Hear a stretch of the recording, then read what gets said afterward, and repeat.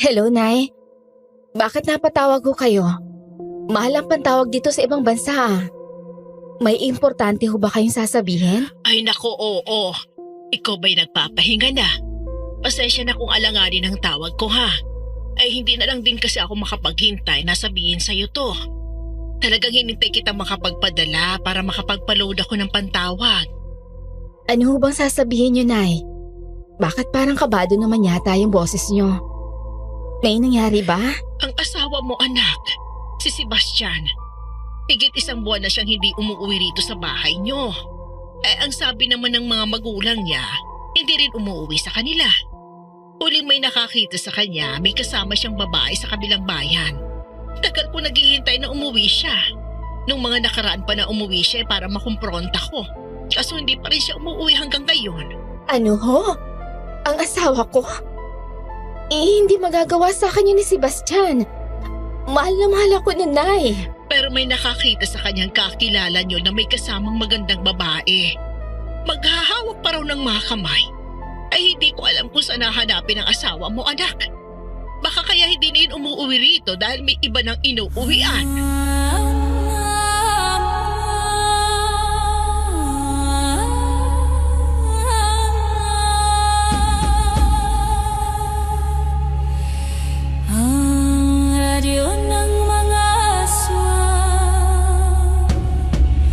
Ito ang Aswang Radio. Good day po Paula and Popoy, pati na rin sa mga walang sawang nakikinig dito sa Aswang Radio at sa iba pa nating mga channel. Ako nga po pala si Jamina, hindi ko tunay na pangalan.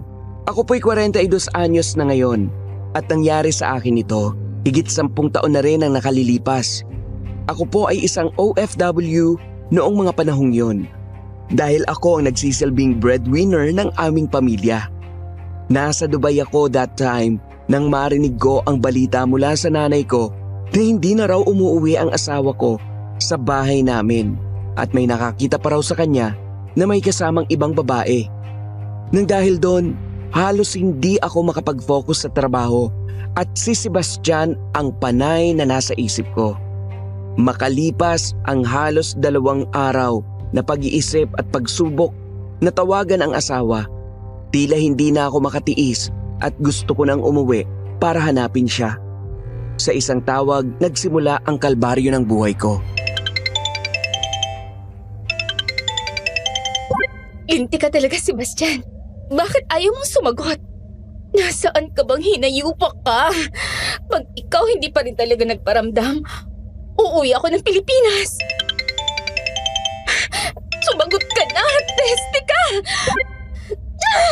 Wisa talaga! Ilang ulit ko pang sinubukang tumawag sa asawa ko. Pero nagre-ring lang talaga ang telepono at kusa nang namamatay ang tawag.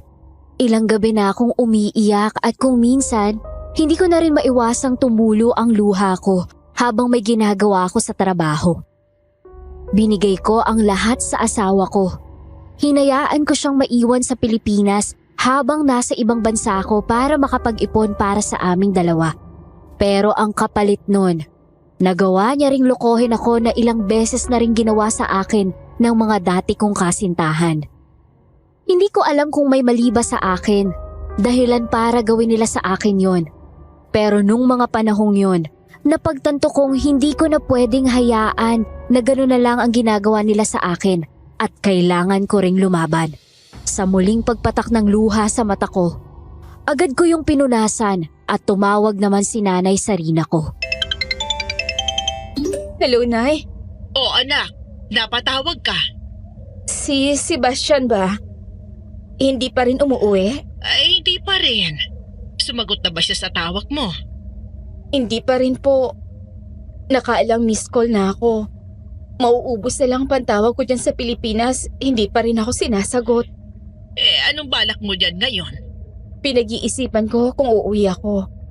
Hindi na ako papayag na ganyan lang paulit-ulit ang ginagawa niya sa akin. Tama yan anak.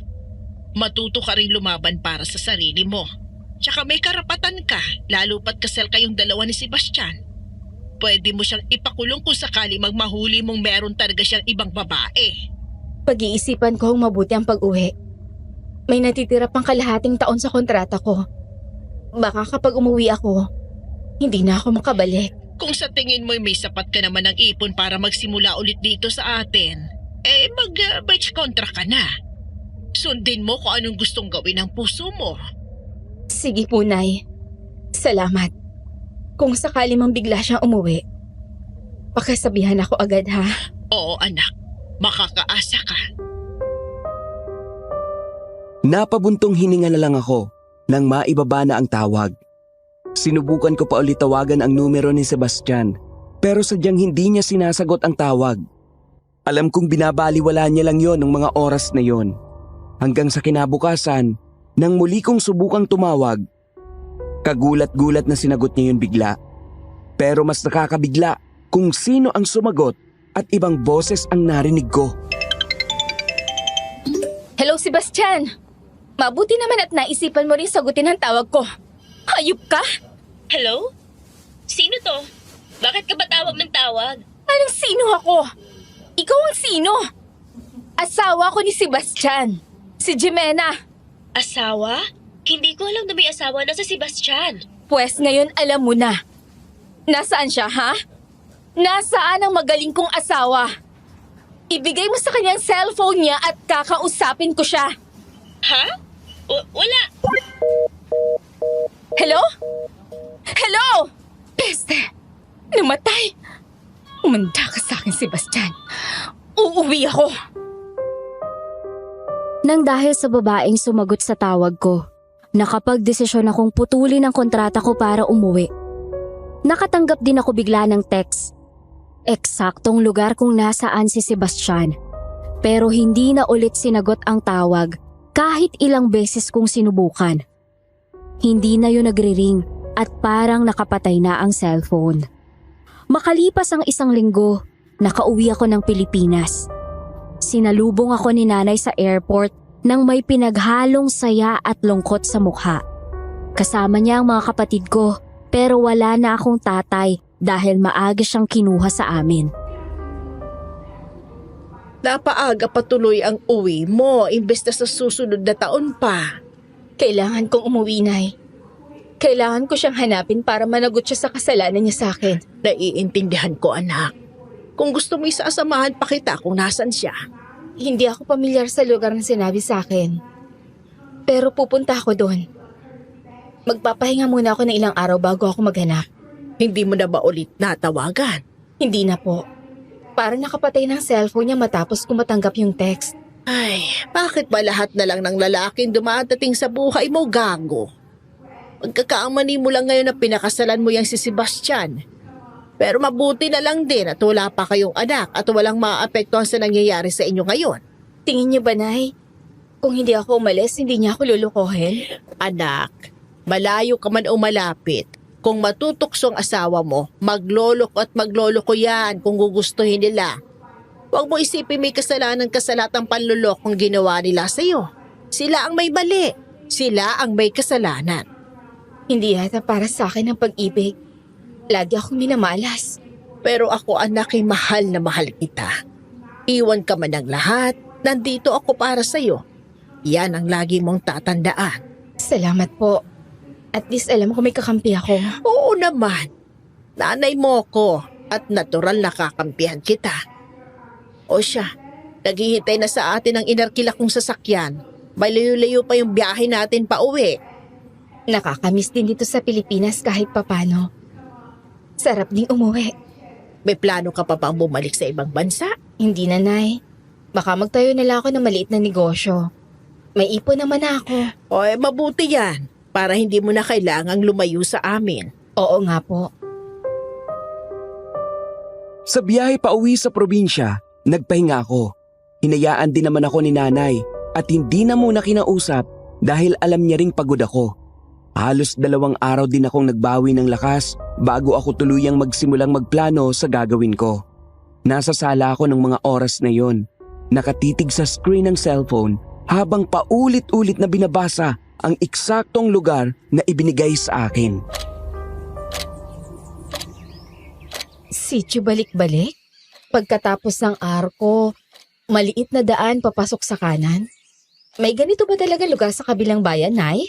Hindi ko rin alam, anak. Hindi ko rin naman kabisado mga lugar dito sa atin at hindi naman talaga ako dito lumaki. At dito lang ako dinala ng tatay mo. Paano ko kaya to hahanapin? Gusto mo bang samahan kita? Hindi na, Nay. Ako na lang. Walang may iwan sa mga kapatid ko dito sa bahay kung sasama ka sa akin. Pero kakayanin mo bang mag-isa? Kinaya ko nga mag-isa sa ibang bansa nang walang katuwang, Nay. Sa paghahanap pa kaya sa nawawala akong asawa? Sinubukan mo na rin bang tawagan ng mga magulang niya? Baka mamaya nandun na tinatago lang sa'yo. Dahil alam nila may ginawang kagaguhan yung anak nila. Wala daw po. Matagal na rin siyang hindi umuwi doon. Yun ang sabi nila sa akin. Paano kung ayaw naman talagang magpahanap ng asawa mo at talagang may iba na siya? Kung ganun ang siste, hahayaan ko na lang siya, Nay. Hindi para gawin kong tanga ang sarili ko sa kanya. Tama yan, anak.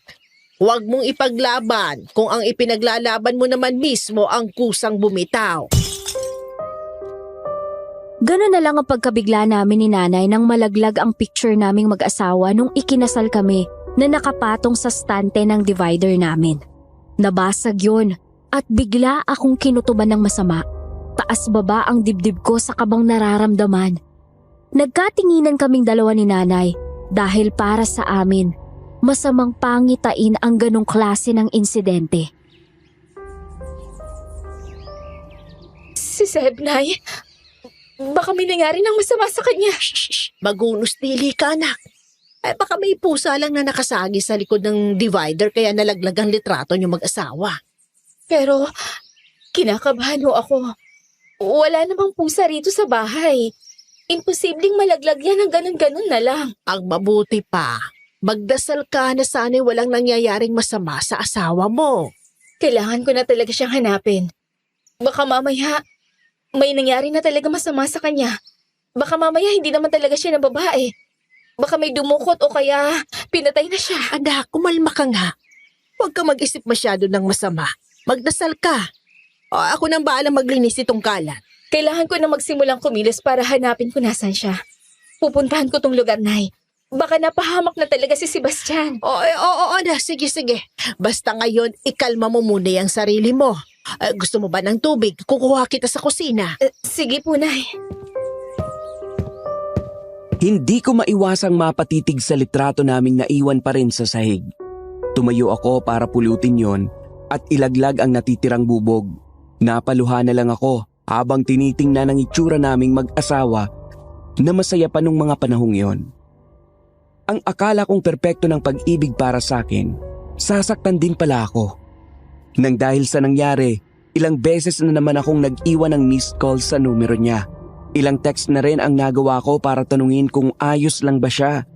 Sa kabila ng ginawa niya sa akin, hindi ko pa naman napapatunayan. Nag-aalala pa rin naman ako para sa asawa ko at hangad ko pa rin namang walang mangyaring masama sa kanya. Nang magtanghali, nabuo na ang loob kong hanapin na siya dahil tila hindi ako matatahimik hanggat hindi ko siya nakikita. Sigurado ka hindi ka na magpapasama sa akin, ha? Opo, Nay. Kaya ko na to. Basta kapag kailangan mo ng tulong, tumawag ka na lang agad sa akin, pupuntahan kita. Opo. Magtatanong-tanong na lang din ako sa mga tao doon.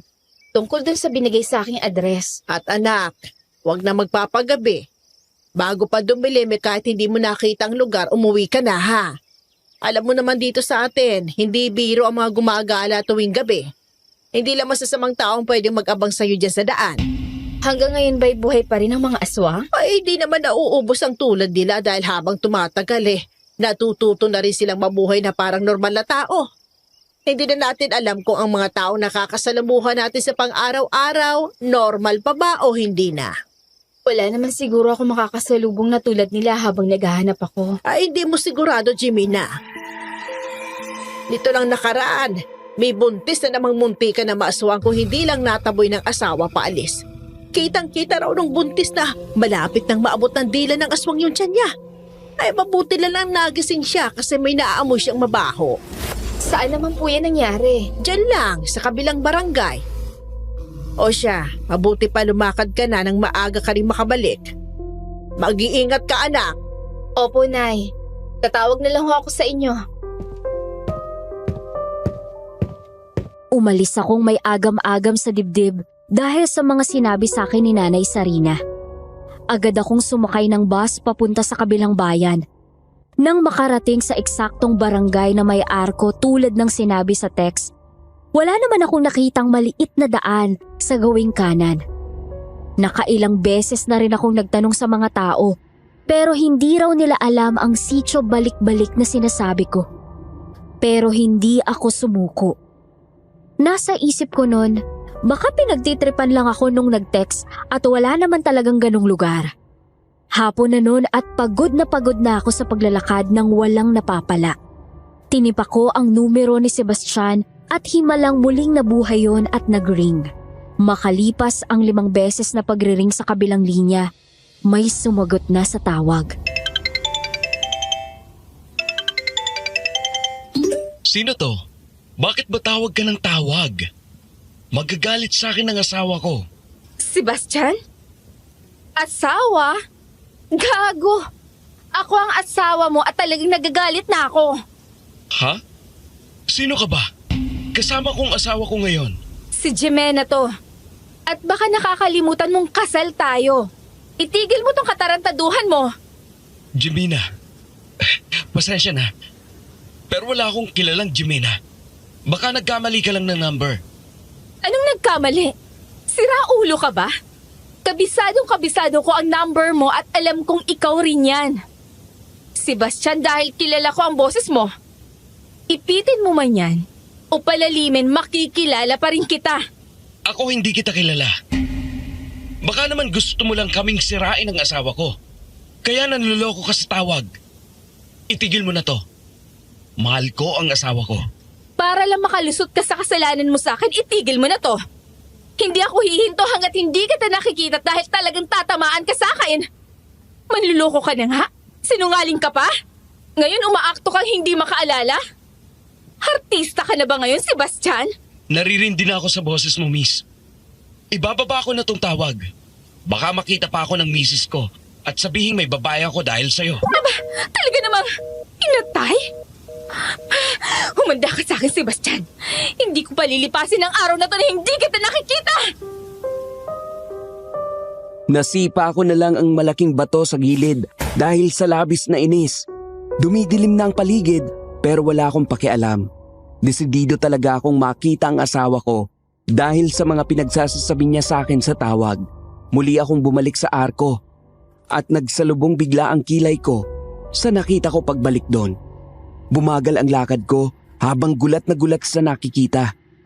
Yung maliit na daan paulit-ulit kong pilit na hinahanap. Pagkalampas ng arko na hindi ko makita nung una, biglang nagkaroon. Hindi. Paano nangyari to? Wala naman to rito kanina. Hindi ako nagkakamali. Ilang beses ako nagpabalik-balik dito kanina. Wala naman tong daan na to dito. Tama ba tong nabalikan ko? Teka, may maliit na signage. Sityo, balik-balik, di makita street. Eto na ba talaga yun?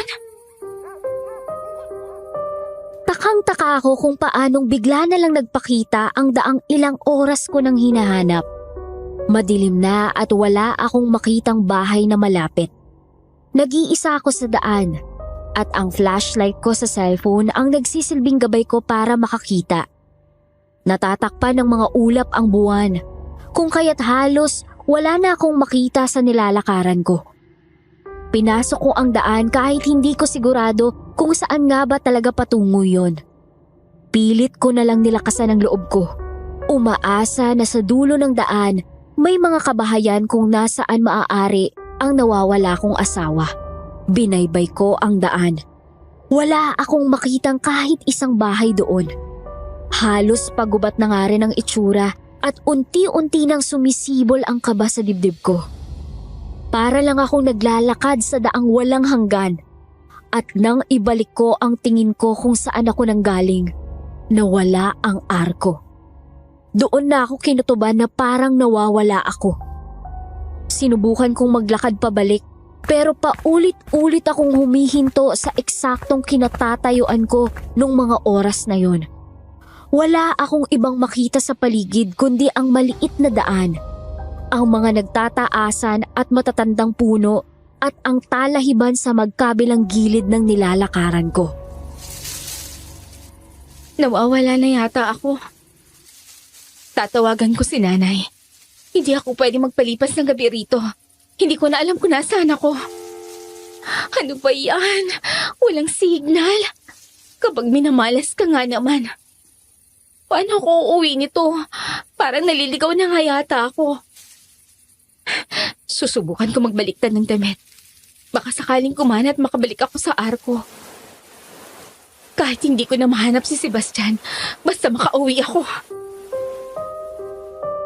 Binaligtad ko ang mga suot kong damit. Ni hindi ko na inalala kung may biglang makakita sa aking wala akong saplot.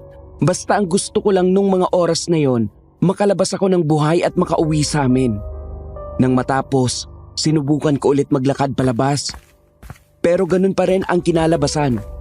Bumagsak pa rin ako sa tapat ng malaking puno ng balete. Nangingilabot na ako at nawawalan ng pag-asa. Napaupo na lang ako sa lupa. Wala nang pakialam kahit madumihan. Napayakap na lang ako sa sariling mga tuhod habang humahagulgol sa gitna ng kadiliman. Pakiramdam ko ay pinaglalaroan ako ng kung anong nilalang na hindi ko nakikita. Sa bawat tikbi ko, tila may sumasabay na mahihinang bulong sa hangin. Hanggang sa unti-unti akong nakaramdam ng pagbabago sa paligid. Ang sariwang hangin ng gabi ay biglang napalitan ng isang napakabahong amoy. Amoy ng nabubulok na karne na hinaluan ng malansang dugo. Kasunod nito ay ang sunod-sunod na kaluskos mula sa masukal na talahiban sa aking likuran.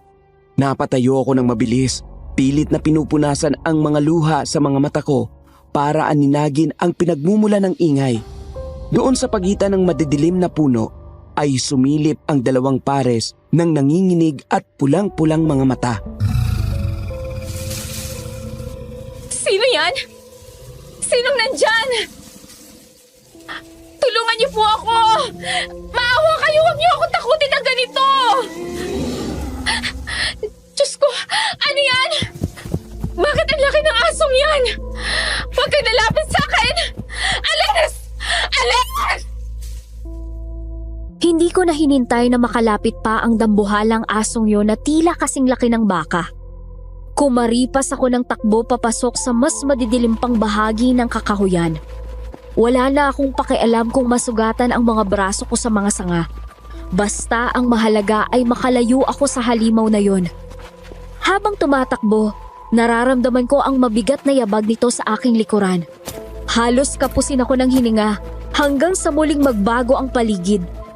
Mula sa madilim na kagubatan, biglang bumungad sa akin ang isang maliit na komunidad. May mga munting ilaw mula sa mga sulo na nakatusok sa lupa.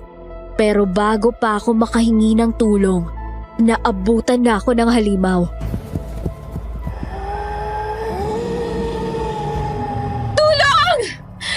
Tulong! May aswang! Kakainin ako! Dapa! Dumapa ka, miss! Bilisan mo! Lumayo ka sa kanya! Umalis ka na rito! Sige! Bumalik ka sa pinanggalingan mo! Bago ko tuluyang ihiwalay ang ulo mo sa katawan mo! Maraming salamat! Maraming salamat po sa pagligtas sa akin!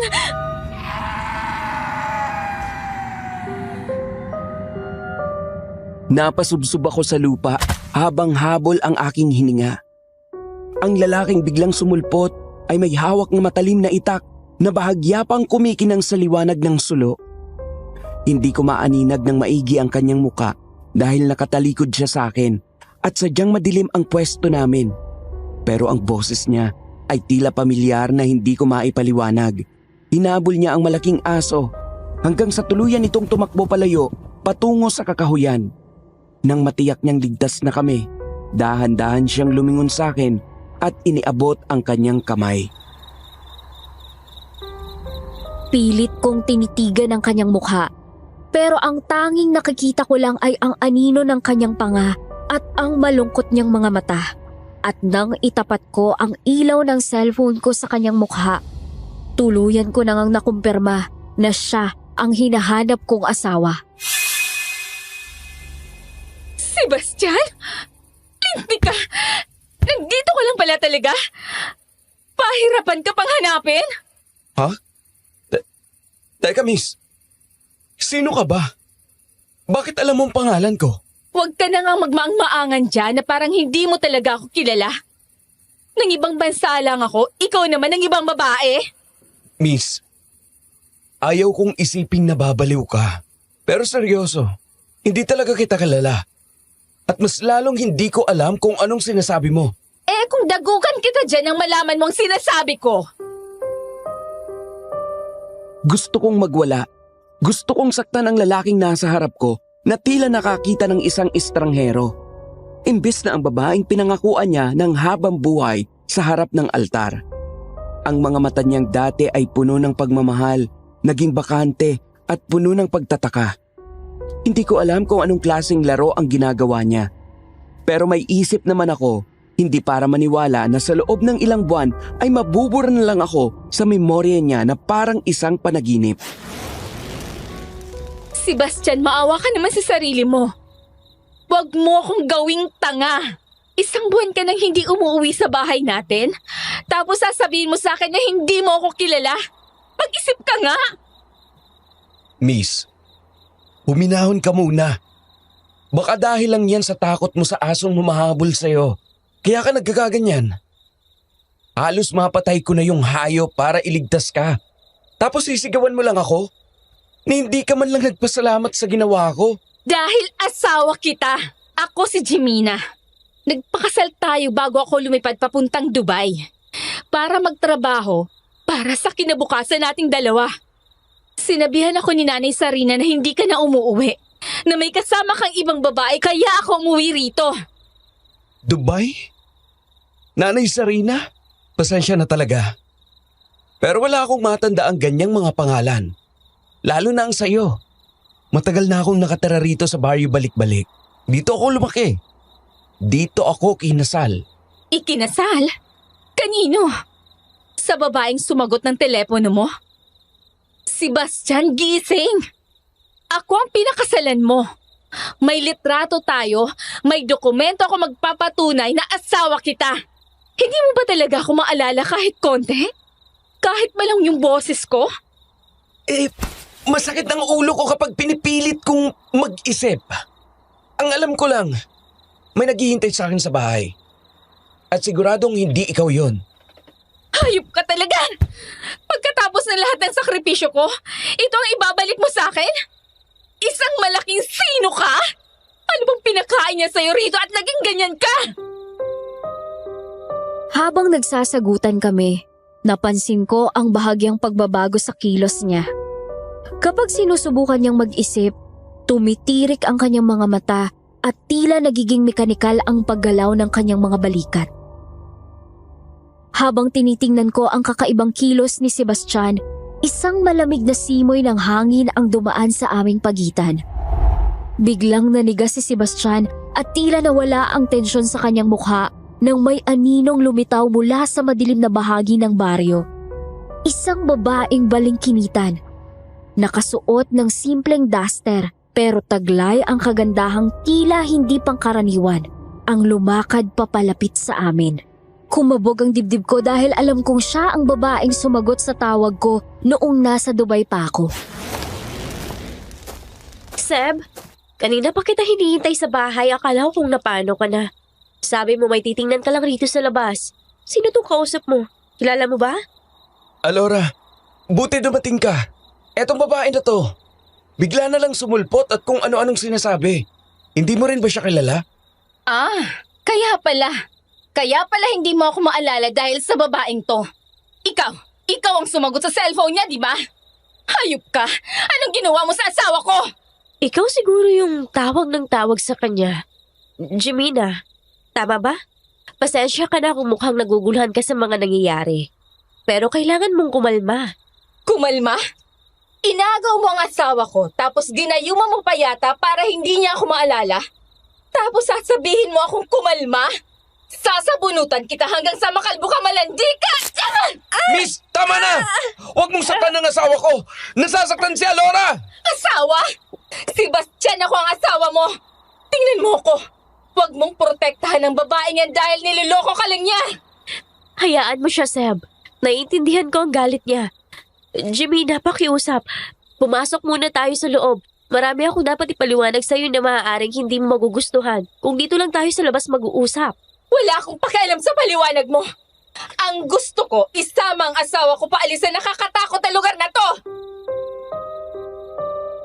Sinubukan kong hablutin ang braso ni Sebastian pero mabilis siyang humarang para protektahan si Alora. Ang sakit makita na ang lalaking tinuring kong kakampi ay itinuturing na akong kalaban. Si Alora naman ay nanatiling kalmado. Kahit kumukulo ang dugo ko, wala akong ibang napagpilian kundi ang sumunod sa kanila.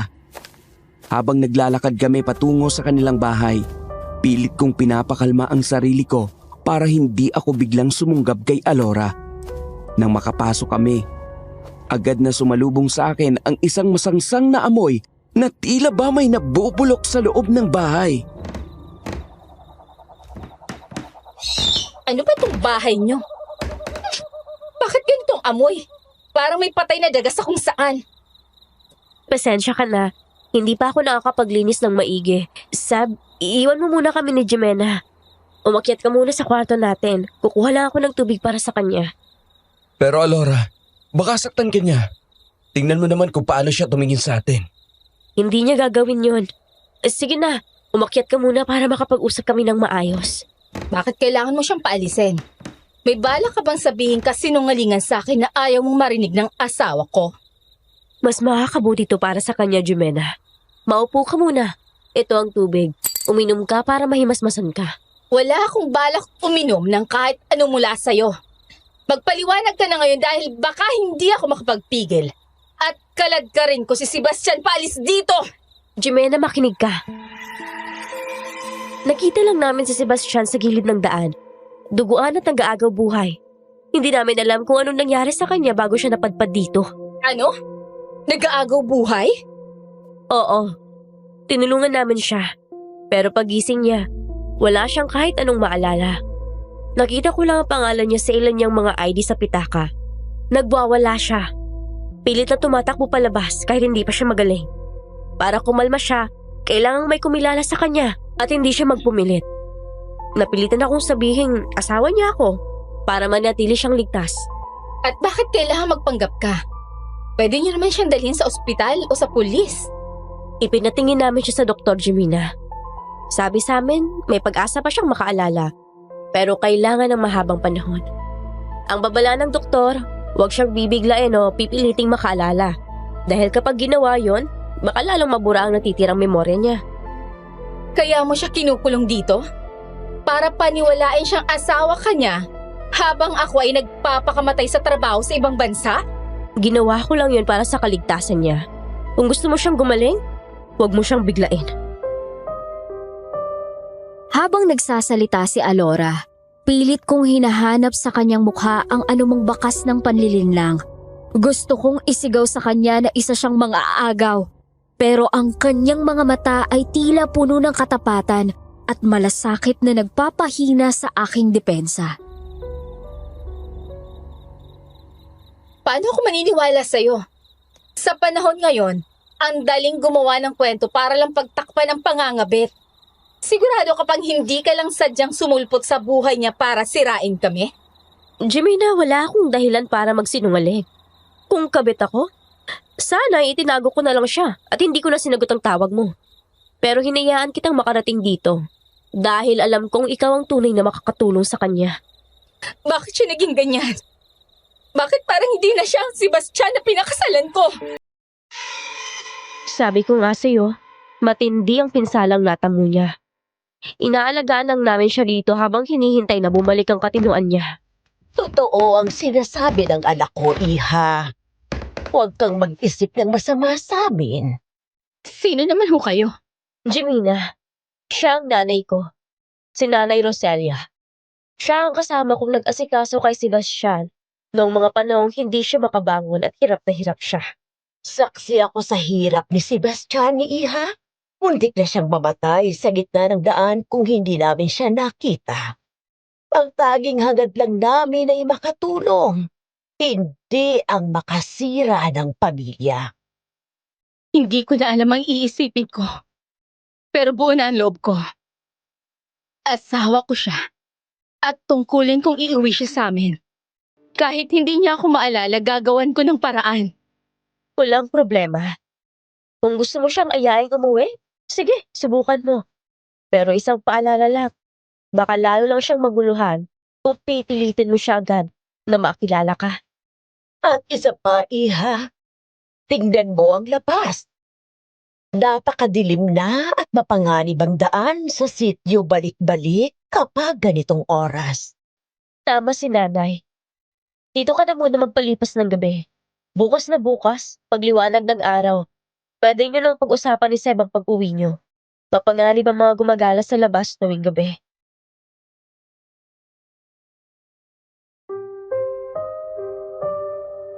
Wala na akong nagawa kundi ang pumayag na manatili muna sa gabing yon.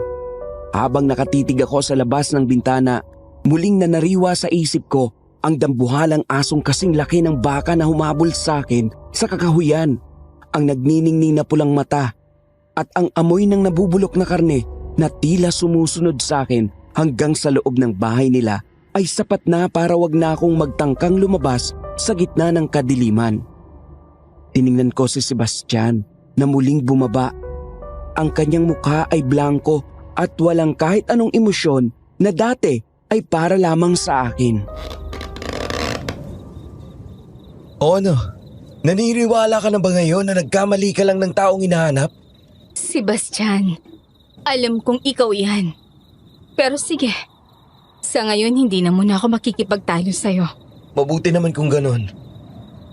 Ayaw kong nag-aaway kayo ni Alora dahil lang sa maling akala mo. Siya ang asawa ko at itong buhay ko. Sige, pagbigyan natin ng sitwasyon. Pero hindi ibig sabihin nun ay susuko na ako. Ang mabuti pa, Sebastian, magpahinga ka na rin. Jamina, Iha, ihahanda ko ng silid na tutulugan mo para makapagpahinga ka na. Salamat po, Aling Roselia. Pasensya na rin ho sa inyo kung naging magaspang ang asal ko kanina. Pagod lang po siguro ako. Naiintindihan namin. Halika na sa taas nang makatulog ka na bago pa man muling mag-ingay ang mga aso sa labas. Hindi ako dinalaw ng antok sa gabing yon, kahit paramdam ko ang bigat ng aking katawan. Ang bawat kalusko sa kisame at ang masangsang na amoy na tila nanunuot sa bawat sulok ng bahay nila ay tila pinapanatili akong gising. Sa gitna ng katahimikan, nakarinig ako ng mabibigat na yabag sa labas ng silid. Umiikot sa palibot ng bahay na tila may nagbabantay. Sinundan iyon ng mahihinang bulungan. Boses ni na Alora at Aling Roselia. Hindi ko maintindihan ang kanilang sinasabi. Pero ang tono ng kanilang boses ay tila may seryoso silang pinag-uusapan. Pinilit ko na lamang ipikit ang mga mata ko at ipinaubaya sa pagod ang aking diwa hanggang sa tuluyan akong lamunin ng dilim. Kinabukasan, tahimik ang buong bahay nang magising ako. Hindi ko nakita sina Alora at Aling Roselia nang lumabas ako ng kwarto. Sumilip ako sa labas at doon ko nakita si Sebastian na nakaupo sa mahabang kawayang upuan habang nagkakape at malayo ang tingin. Sebastian, gising ka na pala. Kanina ka pa ba rito sa labas? Nasaan sina Alora at Aling Roselia? Hindi ko alam. Pagkagising ko, gusto ko lang maupo rito. Sariwang hangin. Seb, nakapag-isip-isip na ako kagabi. Hindi ka pwedeng manatili rito habang buhay. Umuwi na tayo sa atin. Sa bahay mismo natin. Pati ang mga magulang mo, naghihintay na rin sa pagbabalik mo. Lahat sila nag-aalala.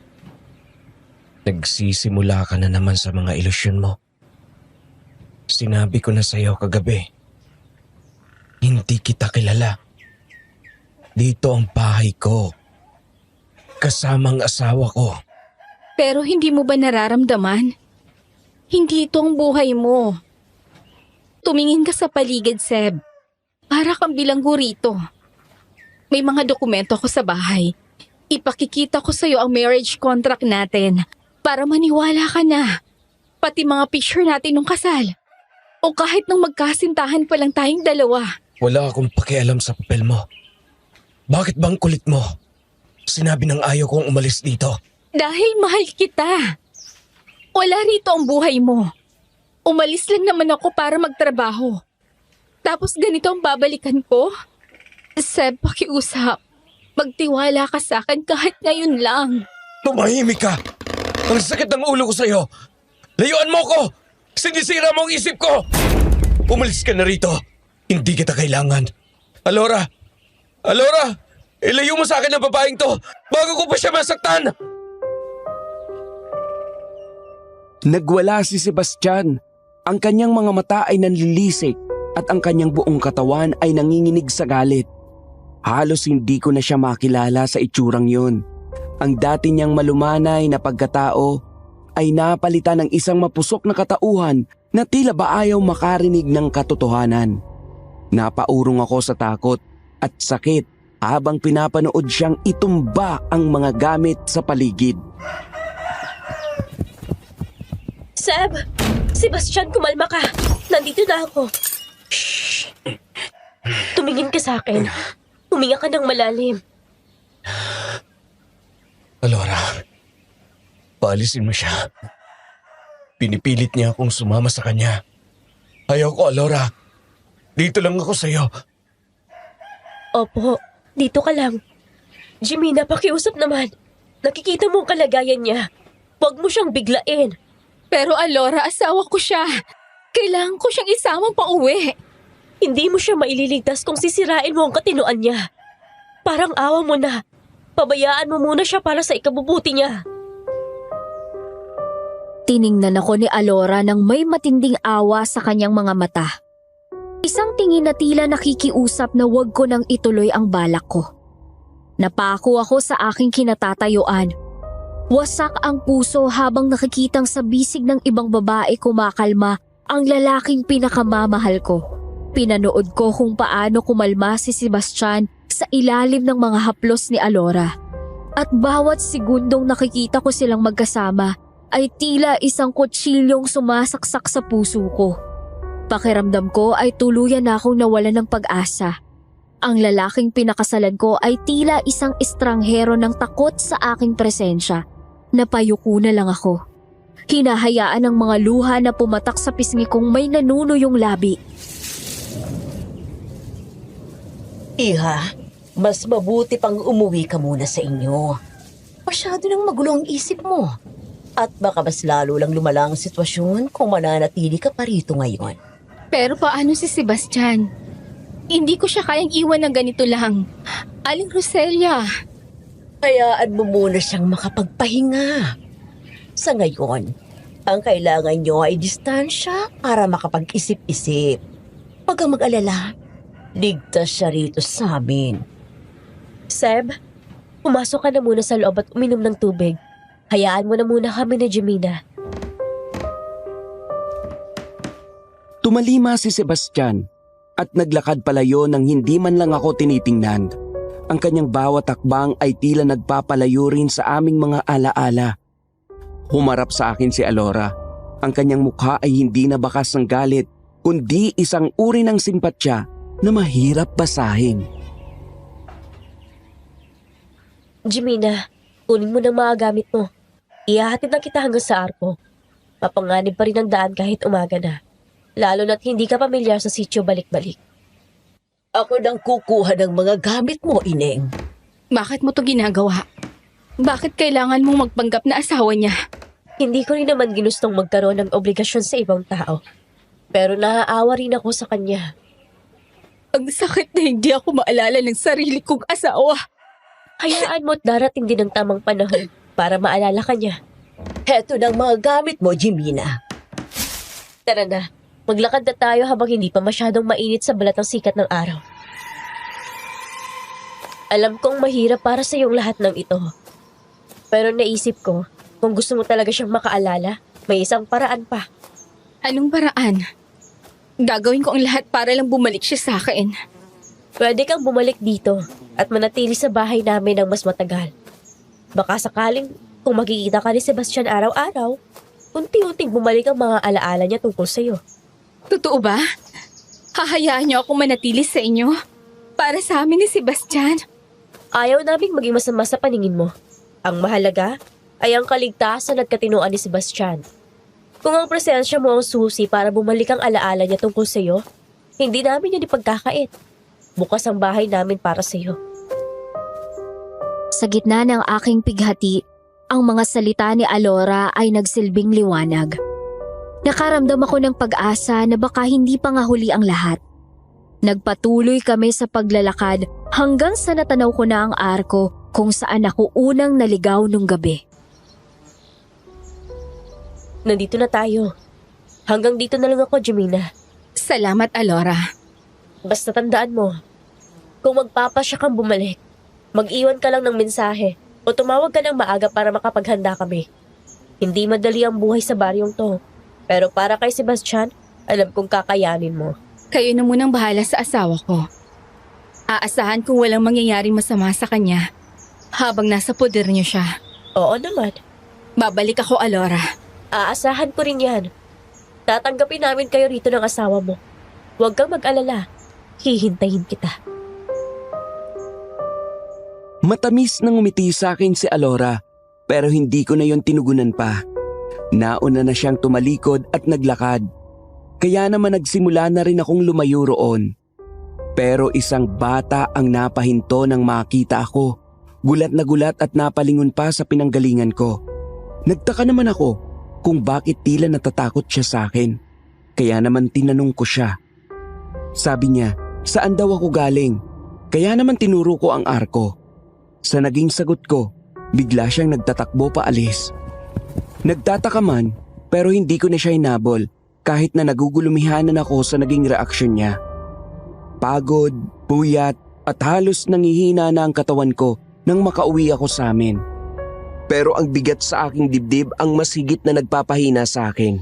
Hindi ko pa man nabubuksan ang pinto, naririnig ko na ang mabilis na yabag ni nanay patungo sa labas. Diyos ko, Jemina. Salamat at nakauwi ka. Saan ka ba galing na bata ka? Kagabi pa ako hindi mapakali rito. Ni hindi ko rin matawagan ang cellphone mo. Nay, pasensya na ho. Naligaw ako kagabi. Hindi ko akalaing ganun pala kahirap hanapin ang lugar na yon. Tapos wala rin signal. Alika, pumasok ka muna. Tingnan mo nga ang itsura mo, parang dumaan ka sa butas ng karayom. Pagbihis at maligo ka na muna. Nay, nakita ko siya. Nakita ko si Sebastian dun sa baryong yon. Anong sinasabi mo? Nagtanong-tanong ako sa mga kakilala ko. Nakaabot na rin ako sa kabilang bayan habang wala ka, anak. Walang nakakaalam kung nasaan ang sityo, balik-balik na yan. Sabi ng mga matatanda roon, walang ganoong lugar sa mapa nila. Pero Nay, nandun ako. Totoo ang lugar na yon. Nakapasok ako at nakita ko si Sebastian. Buhay siya, Nay. Oy, kung gano'n bakit hindi mo siya kasamang umuwi? Bakit nag-iisa ka lang ngayon? Naupo ako sa sofa at hinayaan ang sarili na mapahagulgol. Ipinaliwanag ko kay nanay ang lahat. Ang dambuhalang aso, ang pagliligtas ni Sebastian sa akin at ang masakit na katotohanang hindi niya na ako kilala. Sinabi ko rin ang tungkol kay Alora at Aling Roselia na kumupkop sa asawa ko nung mga oras na yon. Hindi kita maintindihan, anak. Kung hindi ka niya kilala, baka naman talagang kinalimutan ka na niya dahil doon sa babae. Hindi, Nay. Ramdam ko, parang wala talaga siyang maalala. Mukha rin naman nagsasabi ng totoo si Alora. At napagpasyahan ko na ho, babalik ako roon. Mananatili muna ako sa baring yon para mabawi ko ang asawa ko. Ano? Delikado ron, Jemina. Sabi mo may mga aswang, tapos ibabalik ka pa. Kailangan, Nay. Nalaman kong hindi siya ng babae ng kusa. Muntik siyang mamatay at nawala ng memorya. Kaya siya napadpa doon. Hindi ko siya pwedeng pabayaan na lang doon. Baka mas lalo niya ako makalimutan kapag hindi ko siya sinubukang bawiin. Pero sino naman ang gagawa noon sa kanya? Sino ang gustong pumatay kay Sebastian para magkaganyan siya? Yan din ang palaisipan sa akin, Nay. Pero hindi ako titigil hanggat hindi ko nalalaman ang katotohanan. Nakahanda na ang mga gamit ko para sa muling pagluwas patungo sa sitio balik-balik. Ngunit habang nag-aayos ako sa ilalim ng malamlam na ilaw ng aming sala, biglang tumahimik ang paligid. Isang uri ng katahimikan na nagbibigay ng kakaibang kaba sa aking dibdib. Ang simoy ng hangin na pumapasok sa bintana ay biglang naging malansa. Amoy nabubulok na karne na tila katulad ng amoy na naramdaman ko noong gabi sa kakahuyan. Jimena, naramdaman mo ba yun? Para may gumagapang sa labas ng dingding natin. Opo, Nay. Huwag kayong maingay. Yung amoy. Katulad yan ng amoy ng aswang na sumugod sa akin. Ay, Diyos ko, huwag naman sana. Kunin mo yung asin sa kusina, bilis. At yung bote ng holy water sa altar. Nay! Sa bintana may sumisilip! Ilan! Isang dambuhalang nilalang ang pilit na pumasok sa bintana namin. Ang mga mata nito ay nagniningning sa pula gaya ng nakita ko sa gubat. Halos gumuho ang aming sala nang pilitin itong ipasok ang kanyang mahahabang kuko na tila mga patalim. Hindi na ako nag-atubili. Kinuha ko ang isang dakot na asin at buong lakas na isinalya ito sa mukha ng halimaw. Sinabuyan siya ni nanay ng banal na tubig matapos ko siyang tapunan ng asin sa mukha. Naglulupasay sa hapdi ang aswang hanggang sa kumaripas ito ng takbo sa gitna ng kadiliman ng gabi. Habol namin ang aming hininga at puno ng takot ang mga puso. Ay, Diyos ko po, bakit sinubukan tayo pasukin ng aswang? Hindi ko rin alam, Nay. Mukhang naghahasik na naman talaga sila ng lagim. Bukas na bukas din. Hihingi ako ng mga pangontra kay Kabinilde. Hindi pwede makampante ng ganito kahit nagawa natin ang paraan na mapaalis siya. Opo, Nay. Pero ano naman kayang pakay ng aswang na yun sa atin? Wala namang buntis dito. Ay, di ko rin sigurado. Pero alam ko namang walang pinipiling hapunan ng mga aswang na yon. Basta't mabango at mukhang masarap para sa kanila, kakainin nila. Kailangan nating mag-ingat anumang oras kung ganun.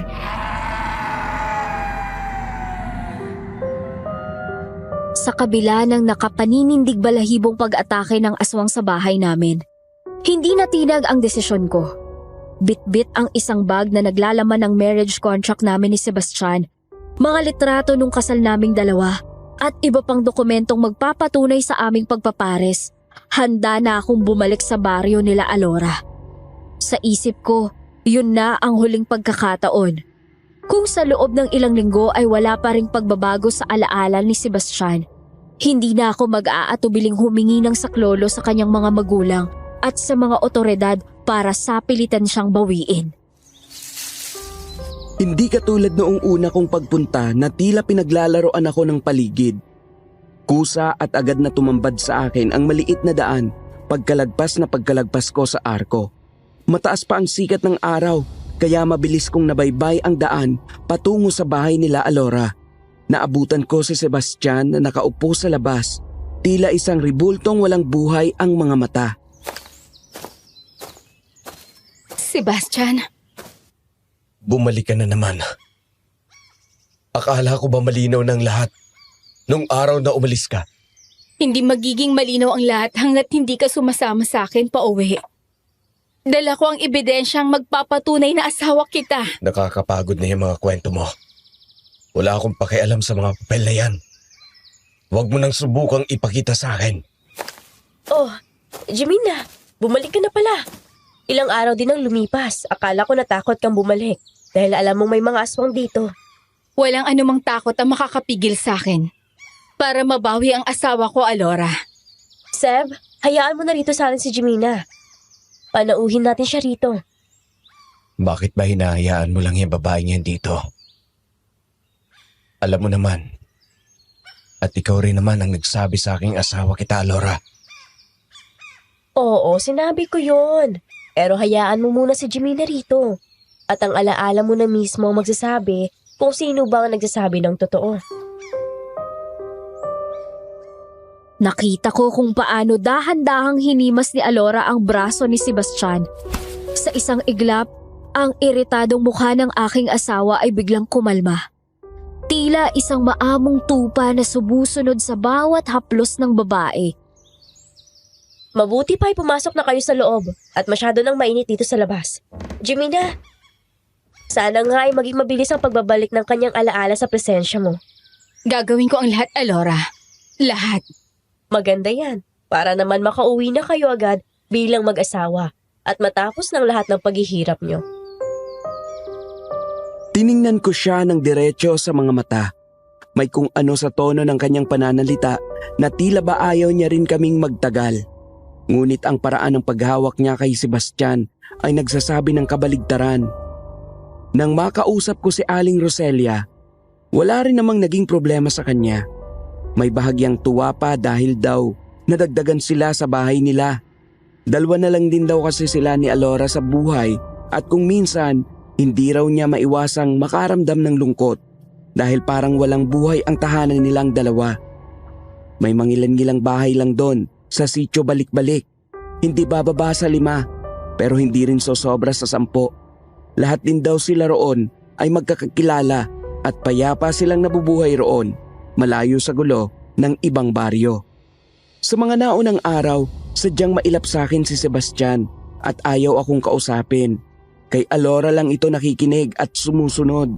Gusto kong magalit at magselos kay Alora pero sa tuwing susubukan ko, nakukonsensya naman ako sa pinapakita niyang kabaitan at pag-unawa sa akin. Nung gabing yon, habang kumakain sa hapag, may isang bagay akong napagtanto at ipinagtaka ko. Sana po hindi yung masamain tong itatanong ko sa inyo. Pero saan po kayo kumukuha ng karning palagi niyong niluluto? Hindi naman po kayo lumalabas para mamalengke. O hindi ko lang po siguro napapansin? Wala naman kayong refrigerator para imbakan ng karne. Yun ba? Dito kasi iha, ang pangunahing ikinabubuhay ng mga tao ay pangangaso. Madalas na umaalis ang mga lalaki tuwing hapon hanggang hating gabi kung anong oras madalas na lumalabas ang mga ligaw na hayop diyan sa kakahuyan. Kapag may huli, yun ang ibinibenta nila sa mga tao rito. Ganun po ba? Matanong ko na rin ho, saan naman nanggagaling ang ipinangbabayad niyo sa kanila? Ano pong trabaho ninyo? Hindi kami bumibili sa kanila. Kami mismo ni Alora ang nangangaso. Sumasama kami sa mga kalalakihan.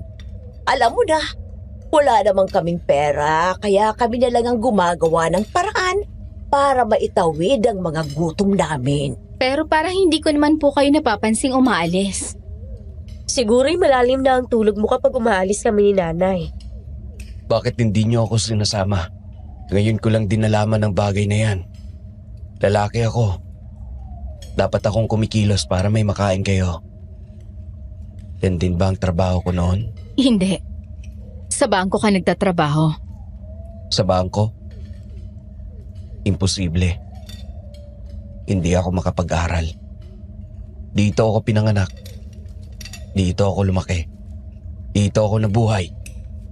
Dito rin ako mamamatay. May pamilya ka sa labas ng baryong ito, Seb. Hindi rito ang buhay mo. Hindi nga kita kilala. Wala akong maalala kahit na ano tungkol sa'yo.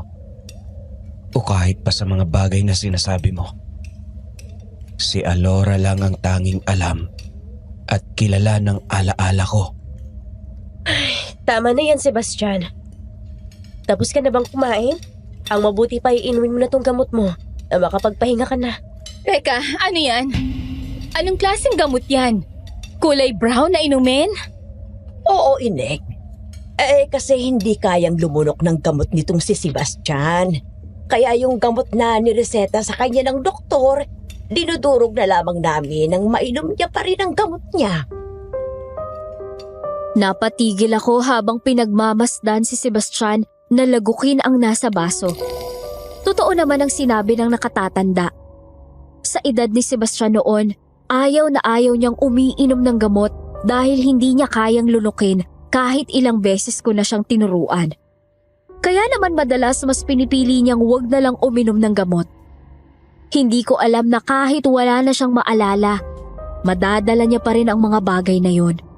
Lumipas ang mga araw, imbes na magkaroon ng pagbabago kay Sebastian at maalala niya ako kahit papaano, parang mas lalo pang lumalayo ang loob niya sa akin. Madalas siyang tulala. Tipid kong sumagot kapag tinatanong. Wala siyang kahit anong emosyon. Pero pagdating kay Alora, normal naman ang kilos niya liban sa pananalita. Pero parang kalkulado. Para siyang robot na walang ibang sinusunod kundi si Alora lang. At doon na talaga ako nagsimulang magtaka sa mga nangyayari. Tuwing umaga, lagi ako nagpapaalam na lalabas muna para sumagap ng signal dahil hindi ko matawagan si nanay. Nagpapadala na lang ako ng mga message sa kanya tungkol sa kalagayan ko roon sa baryo. Pati na rin ni Sebastian. Pagkatapos, babalik na rin agad ako sa bahay nila sa takot na baka may sumulpot na ng mga aswang. Isang gabi, hindi ako makatulog sa malalim na pag-iisip habang nakikinig sa mga hindi pamilyar na tunog sa labas ng bahay nila Aling Roselia. Hindi ako mapakali dahil maging ang katahimikan ay tila may ibinubulong na panganib. Nang mapansin kong wala na sa kabilang silid ang mag-ina dahil sa kanilang pangangaso, dahan-dahan akong lumabas ng aking kwarto para kumuha sana ng tubig sa kusina. Pero napatigil ako nang makita ang isang pamilyar na bulto sa tapat ng pinto. Seb, bakit gising ka pa? Bakit nakatayo ka dyan sa dilim? Sebastian, kinakausap kita. Ano bang tinitingnan mo sa labas? Seb? Hoy! Ha? Bakit? May kailangan ka ba? Kanina pa kita tinatawag. Hindi ka malang lumilingon. Ano bang nangyayari sa'yo at nakatulala ka lang dyan sa kawalan? Wala. May tinitingnan lang ako. Tinitingnan? Halos wala nang makita sa labas dahil sa dilim. Seb, mag-usap naman tayo. Kahit sandali lang. Gabi na. Matulog ka na lang. Paano ako makakatulog kung ganito ka? Hindi mo na ba talaga ako natatandaan? Ako to, si Jimena, ang asawa mo. Sinabi ko na sa'yo, hindi kita kilala. Huwag mo na akong pilitin. Pero Seb, Tama na. Babalik na ako sa loob. Nakakaistorbo ka. Iniwan niya akong mag-isa sa may pinto nang walang anumang emosyon sa kanyang muka. Mas masakit pa sa sampal ang bawat salitang lumalabas sa bibig niya dahil ramdam ko ang lamig sa kanyang pakikitungo.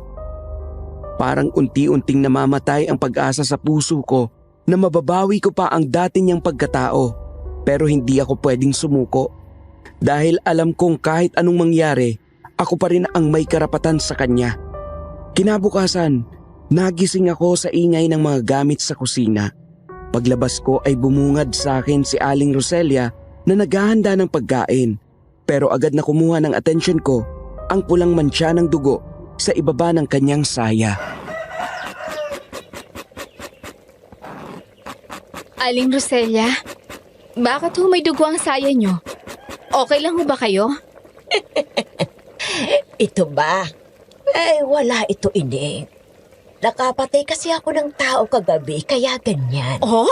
Anong sabi nyo? Naniwala ka naman agad kay nanay. Masyado kang seryoso, Jimena. Biro lang, Ining. Nakahuli lang kami ng ligaw na baboy ramo kagabi sa gubat. Kinatay na rin kagad namin kanina. Ito nga't niluluto ko na para sa agahan natin. Masarap yan sa sinigang. Saktong-sakto ang asim. Kumain na tayo habang mainit pa. Ah, ganun ho ba?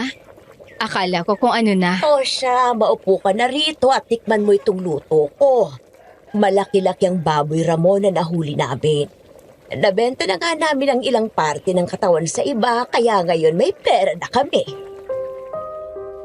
Pilit kong iwinaksi ang kabang namuo sa dibdib ko at naupo sa hapag. Inihain nila ang sinigang na karne ng baboy ramo. Pero habang kumakain ako, napansin ko ang kakaibang tekstura ng karne. Masyado itong malambot at parang may mga hiblang hindi katulad ng karaniwang baboy. Tiningnan ko si Alora na sarap sa pagkain. Habang si Sebastian naman ay tahimik lang na lumalamon. Siguro ay ganun lang talaga ang karne ng mga hayop na galing sa gubat. Kaya naman ipinagpatuloy ko na lang ang pagkain kahit may bumabagabag pa rin sa aking isipan. Habang lumilipas ang mga oras matapos ang aming agahan, hindi mawala sa isip ko ang itsura ng karneng kinain namin. Pero mas lalong bumibigat ang dibdib ko habang pinapanood si Sebastian. Nakaupo lang siya sa sulok, nakatingin sa kawalan at tanging si Alora lang ang nakakapagpakilo sa kanya. Isang tawag lang ng babaeng yun, agad siyang tumatayo na parang isang asong susunod-sunod. Hindi normal para sa akin ang ganong lagay ng isang taong may amnesia.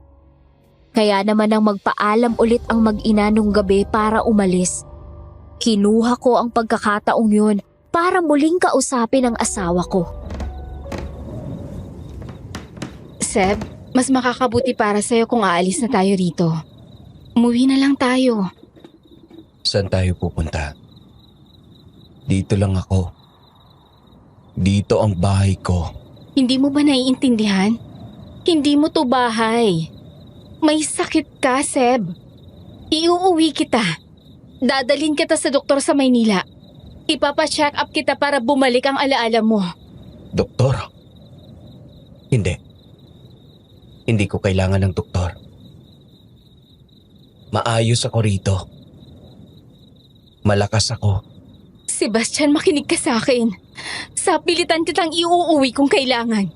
Hindi ko hahayaang mabulok ka rito sa lugar na ito kasama ang mga taong hindi mo naman talaga kaano-ano. Hindi. Ayoko. Alora, nasan ka? Ayokong umalis. Seb, tumigil ka. Ako ang asawa mo, hindi si Alora. Bakit ba siya ang lagi mong hinahanap? Alora, tulungan mo ako. Gusto niya akong ilayo, Alora. Sebastian, kumalma ka. Nasasaktan mo ng sarili mo. Huwag kang magwala ng ganyan. Hindi ako sasama sa iyo. Alora! Nasaan si Alora? Si Alora nang ang kailangan ko, Alora!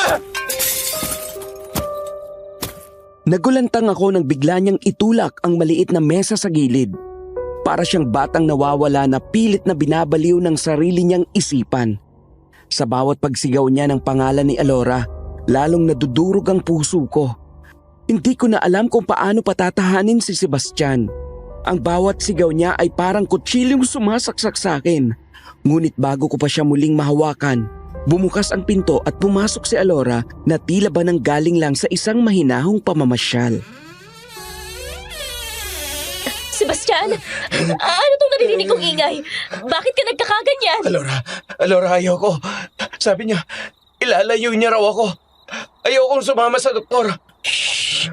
Tahan na. Walang kukuha sa'yo. Nandito lang ako, Seb. Walang doktor na darating.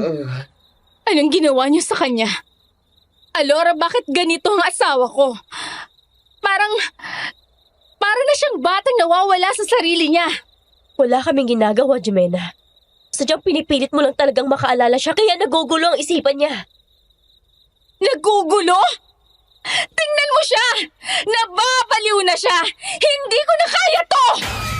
Hindi ko pwedeng ipagsawalang bahala na lang ang nangyayari sa kanya. Aalis na ako ngayon din! Eh di umalis ka. Walang pumipigil sa'yo. Oo, aalis ako. Pero huwag niyong isiping tapos na to. Babalik ako rito kasama ang mga pulis at totoong doktor. Malalaman ko kung anong klaseng gamot ang binibigay niyo sa kanya. At kung ano talaga ang ginagawa niyo sa asawa ko! Sa sobrang galit at takot, tumalikod ako at mabilis na kinuha ang gamit ko. Hindi ko na nilingon si Sebastian na nakakapit pa rin sa bewang ni Alora. Nagmadali akong lumabas ng bakuran bitbit ang aking mga gamit. Ang bawat hakbang ko sa madilim at maputik na daan ay sinasabayan ng mabilis na pagtibok ng puso ko. Hindi ko na inintindi ang kawalan ng liwanag. Ang tanging nasa isip ko ay ang makalayo sa bahay na yon at makahanap ng tulong. Pero habang papalayo ako sa mga kabahayan, naramdaman ko ang kakaibang katahimikan sa paligid. Ang uri ng katahimikan na tila nagbababala na may nanunood sa bawat kilos ko. Diyos ko, tulungan niyo po ako. Makalabas lang ako rito. Makahanap lang ako ng tulong. Hindi ko pwedeng iwan si Sebastian sa mga taong yun. Hindi namin sila lubos na kilala. Muling nagtiwala ako agad. Sino yan?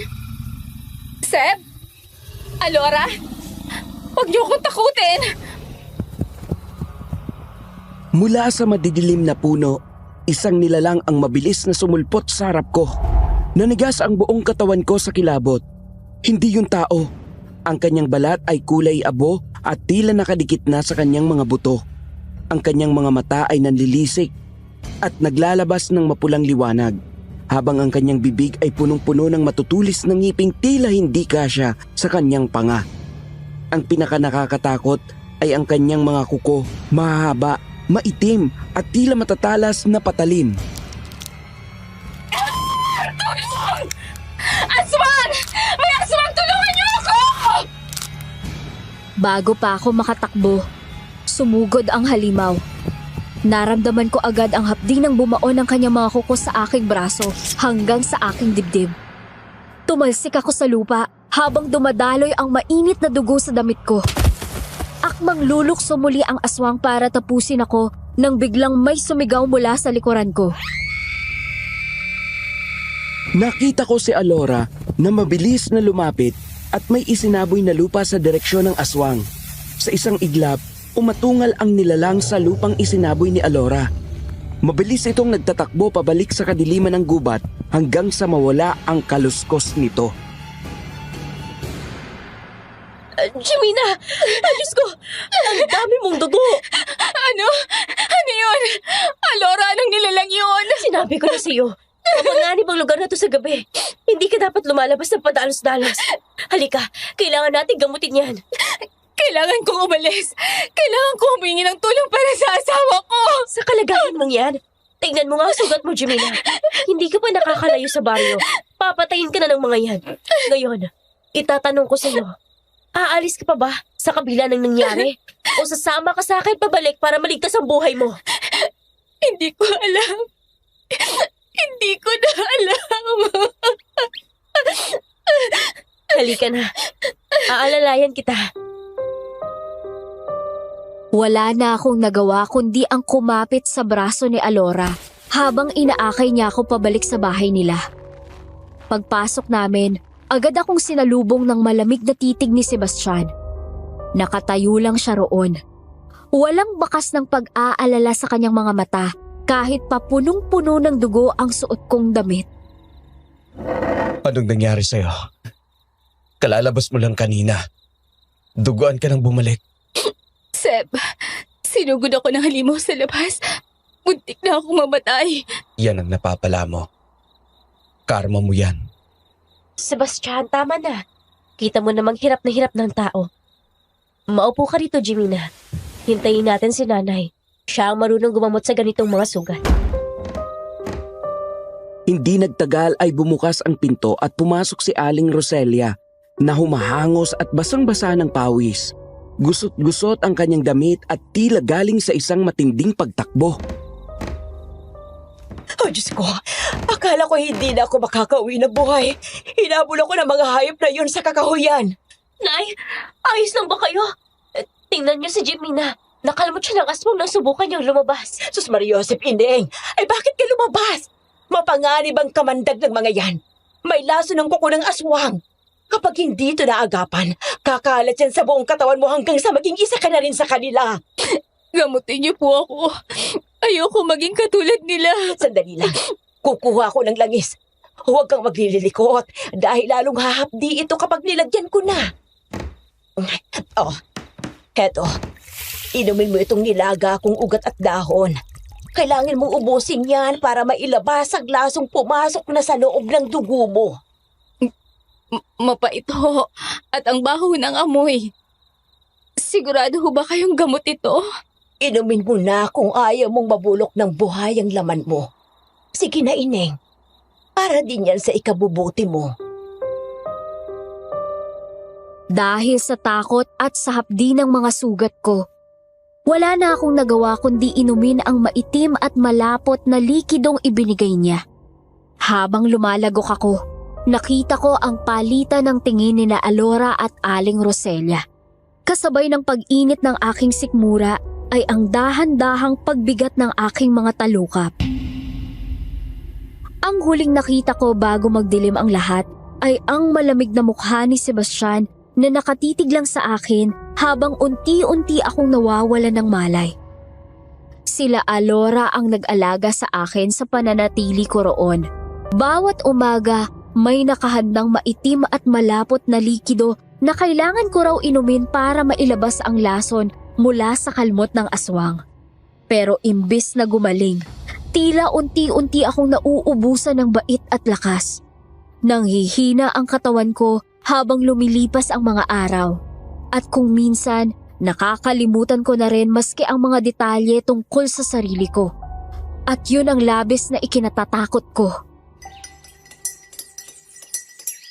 Jimena, ubusin mo na tong gamot mo. Tingnan mo ang mga sugat mo. Nagsisimula na silang maghilom. Pero kailangan nating linisin ang loob mo. Alora, bakit parang laging umiikot ang paligid ko? Hindi na ako makapag-isip ng maayos. Minsan, nakakalimutan ko na kung bakit ako nandito. Bahagi lang yan ng pagpapagaling, Jimena. Malakas ang kamandag ng mga aswang na yun. Kapag hindi natin itinuloy ang gamot, baka tuluyan ka ng maging isa sa kanila. Gusto mo ba yon? Hindi. Siyempre hindi. Pero si Sebastian, nasaan siya? Bakit hindi ko siya nakikita rito sa loob ng bahay? Nagtatrabaho siya sa labas. Tumutulong mga aso. Sinusubukan niya. Salamat. Napakabait niyo sa akin. Hindi ko alam kung anong gagawin ko kung hindi mo ako tinulungan ng gabing yun. Wala yon. Magpahinga ka na muna. Lalabas lang kami ni nanay para humanap ng mga kakainin natin bukas. Huwag kang lalabas ng kwarto. Baka mapahamak ka. Pinanood ko siyang umalis. Gusto kong tumayo, pero ang mga binti ko, para nang gawa sa tingga. Napasandal ako sa dingding ng maliit na kwartong yon. Napatanong na lang ako kung sino nga ba ako. Bakit ako nandun? May mga anino ng alaala ng ibang bansa, ng airport at ng galit. Pero tila lahat yon ay natatabunan ng makapal na hamog sa aking isipan. Hanggang sa narinig ko ang mahinang pagbukas ng pinto. Gising ka ba? Sebastian, ikaw ba yan? Kumusta ang pakiramdam mo? Sabi ni Laura, mahina ka pa raw. Sebastian, salamat at pumasok ka rito. Natatakot ako. Hindi ko na alam ang nangyayari sa akin. Parang nawawala ako sa sarili ko. Bakit yung umiiyak? Sabi nila, medyo gumagaling ka na rin naman daw. Pero sadyang mahina ka pa. Hindi ko alam. Basta ang alam ko kailangan kita. Anong naisip mo at pinuntahan mo ako rito? Naaalala mo na ba ako? Parang may kung anong kumikirot sa ulo ko pag nagsasalita ka. Huwag ka nang umiyak. Halika rito. Lumapit siya at dahan-dahang binalot ng kanyang mga braso ang nanginginig kong katawan. Sa kabila ng lamig ng kanyang boses, naramdaman ko ang pamilyar na init ng kanyang yakap. Yun ang yakap na nagpabalik sa akin sa realidad. Kahit sandali lang. Umiyak ako sa kanyang dibdib. Ibinubuhos ang lahat ng takot at kalituhan. Hindi ko alam kung hanggang kailan ko kayang labanan ang dilim na unti-unting lumalamon sa akin. Pero sa sandaling yon, alam kong hindi pa ako tuluyang nawawala. Habang magkayakap kaming dalawa, pilit kong hinuhukay ang mga piraso ng aming nakaraan sa gitna ng makapal na hamog sa aking isipan. Hinawakan ko ang kanyang mukha, pilit na hinahanap ang Sebastian na minahal ko bago ang lahat ng gulo. Gusto kong maniwala na naroon pa siya sa ilalim ng malamig na tinging iyon. Sebastian, alalahanin mo. Yung gabi bago ako umalis papuntang Dubai, kumain tayo sa labas. Tapos sabi mo, mag-iipon ka para sa bahay natin. Sabi mo, kahit malayo ako, hindi mo ako ipagpapalit. Walang magbabago. Hindi ko maalala ang Dubai. Ang alam ko lang, dito ako nakatira. Dito kami ni Alora at Aling Roselia. Sila ang pamilya ko. Hindi, Sebastian. Pinaglalaroan nila ang isip mo. Hindi mo sila pamilya. Tingnan mo ako. Ako ang asawa mo. Yung bag ko. Yung itim na bag sa sulok. Kalkalin mo. Nandun lahat. Nandun ang mga litrato natin. Yung marriage certificate natin. Please. Sebastian, tingnan mo. Yun ang lahat ng patunay na hindi ako nagsisinungaling. Nag-atubili siya, pero dahan-dahan pa ring lumapit sa bag ko. Nanginginig ang kanyang mga kamay habang kinukuha ang isang plastic envelope at photo album. Inilabas niya ang mga litrato namin. Yung picture namin sa kasal na parehas kaming nakangiti at masaya. Habang tinititigan niya ang mga yon, napansin ko ang unti-unting pagbabago sa kanyang mga mata. Mula sa pagiging malamig at walang buhay, biglang nanlaki ang kanyang mga mambubulid. Shit! Ang sakit, Jimena. Bakit parang binibiyak ang ulo ko? Sebastian, ayos ka lang ba? Tumingin ka sa akin. Hindi ko maintindihan. May mga boses. May mga alaalang biglang pumapasok. Yung airport. Yung pintas na binigay ko sa'yo. Oo, tama. Eto, suot ko. Jimena? Jimena? Ikaw nga. Ikaw ang asawa ko. Salamat sa Diyos, Sebastian. Bumalik ka na sa akin. Pero bakit ako nandito? Bakit ka ganyan? Paano hindi mo alam kung bakit ka nandito? Jimena, patawarin mo ako. Patawarin mo ako sa nagawa ko. Kaya siguro napunta ako rito. Kaya siguro ako nakulong sa sumpang ito. Hindi tao sila, Laura. Yun ang alam ko. Sebastian, anong sinasabi mo? Anong nagawa mo? Nung nasa Dubai ka, naging mahina ako. Isang gabi, nakifiesta ako. At doon ko nakilala si Alora. Maganda siya. Mapang-akit. At hinayaan kong makuha niya ako. 2 linggo, Jimena. 2 linggo kaming lumalabas.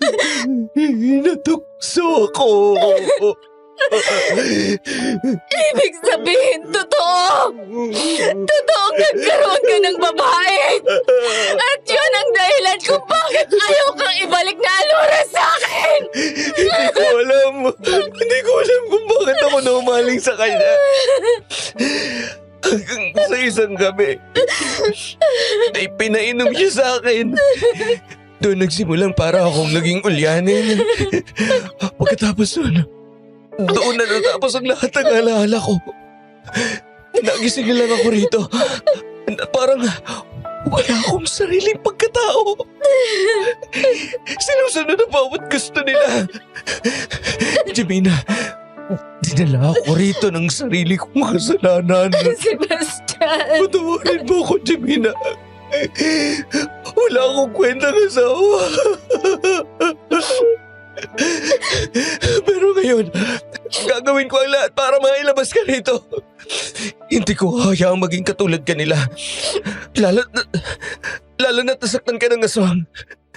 Kailangan nating tumakas habang wala pa sila. Mga aswang sila!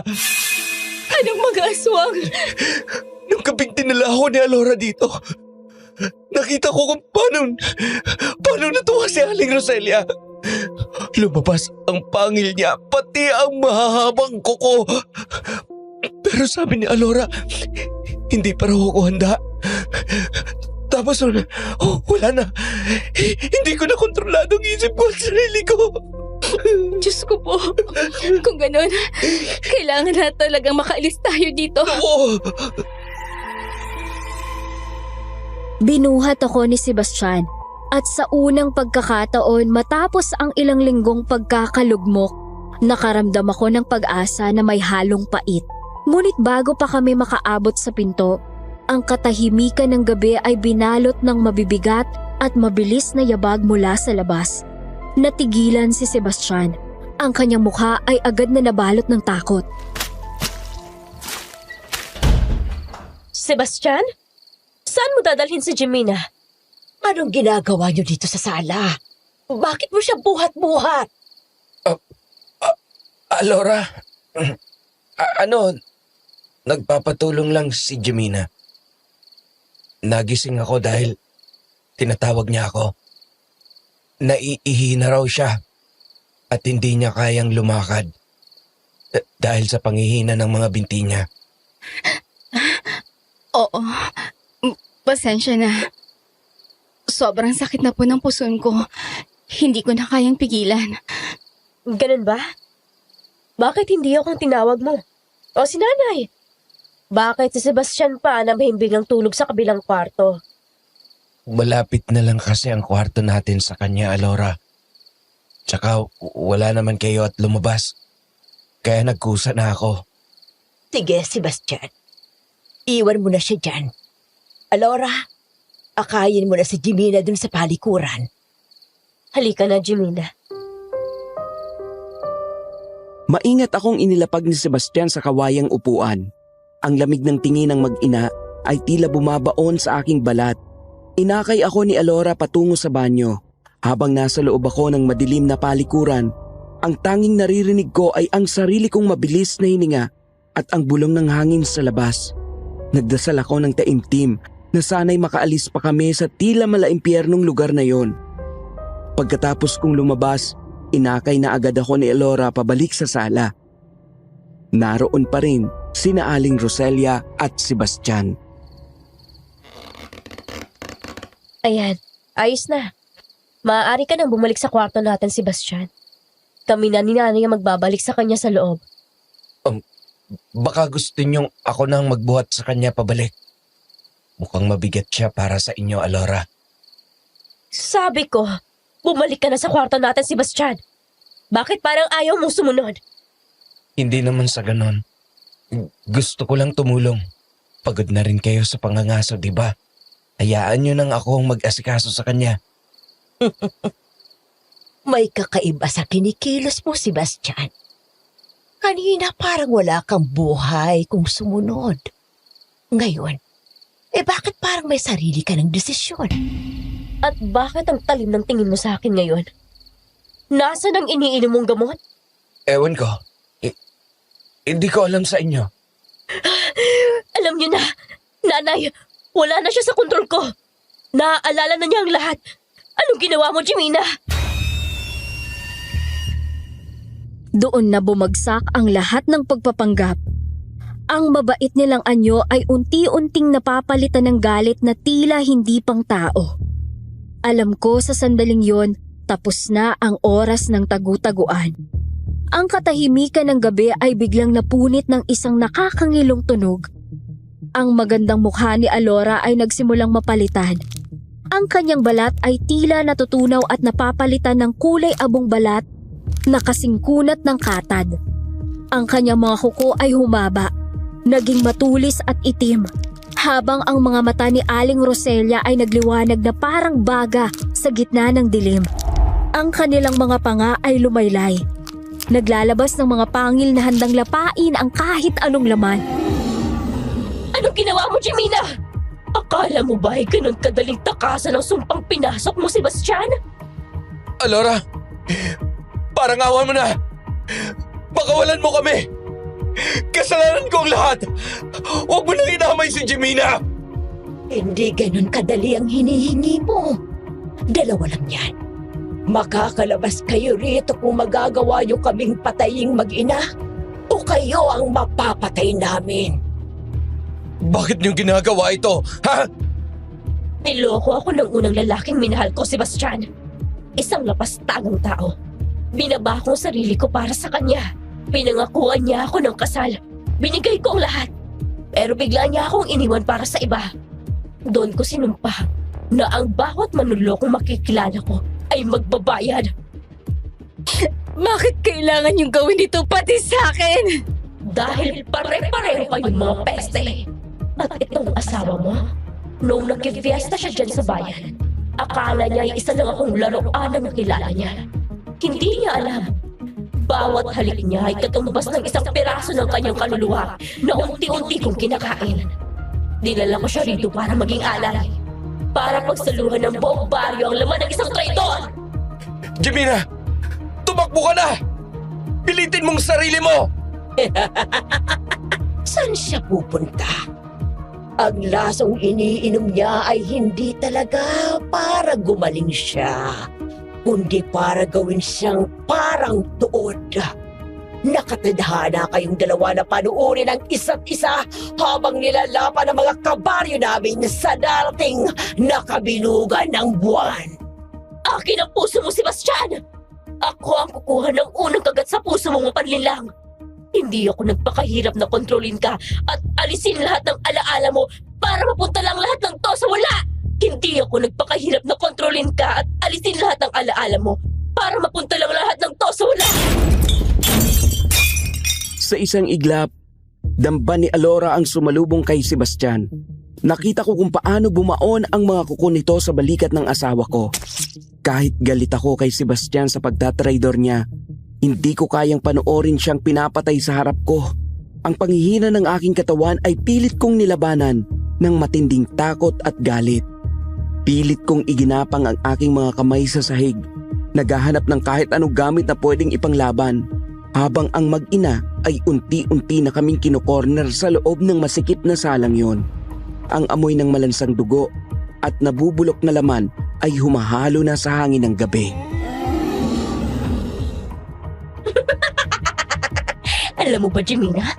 Nung tumawag ka sa cellphone ni Sebastian at hinahanap ang walang kwentang lalaking to, halos mamatay ako sa tuwa! Napakagandang pagkakataon nun. Sabi ko sa sarili ko, bakit isa lang ang magiging alay kung pwedeng dalawa kayong pagsasaluhan? Akala ko talaga mabuti ka. Na gusto mo akong tulungan, pero hindi pala! Sinadya kong lahat. Binigyan kita ng mga pahiwatig, ng mga malalamang direksyon. Dahil alam kong isang tangang tulad mo ay susunod sa tawag ng pag-ibig. Kung sana nung una pa lang na maligaw ka sa madilim na daan na yon, pinili mo na sana bumalik. Kung saan ka talaga galing, hindi ka sana mapapahamak. Pero hindi. Pinairal mo ang katangahan mo para sa isang manloloko. Alora, tama na! Patayin mo na lang ako! Huwag mo na siyang saktan! Karapat-dapat ka talagang mamatay, Sebastian. Lahat kayong mga manloloko. Dapat lang na maging pagkain ng mga aswang. Akala mo ba'y makakatakas ka? Matapos mo akong gamitin? Ngayong gabi, ang puso mong hindi marunong makontento ang unang lalamunin ng nanay. Tama ang anak ko, Jemina. Huwag kang mag-alala. Hindi ka namin uunahin.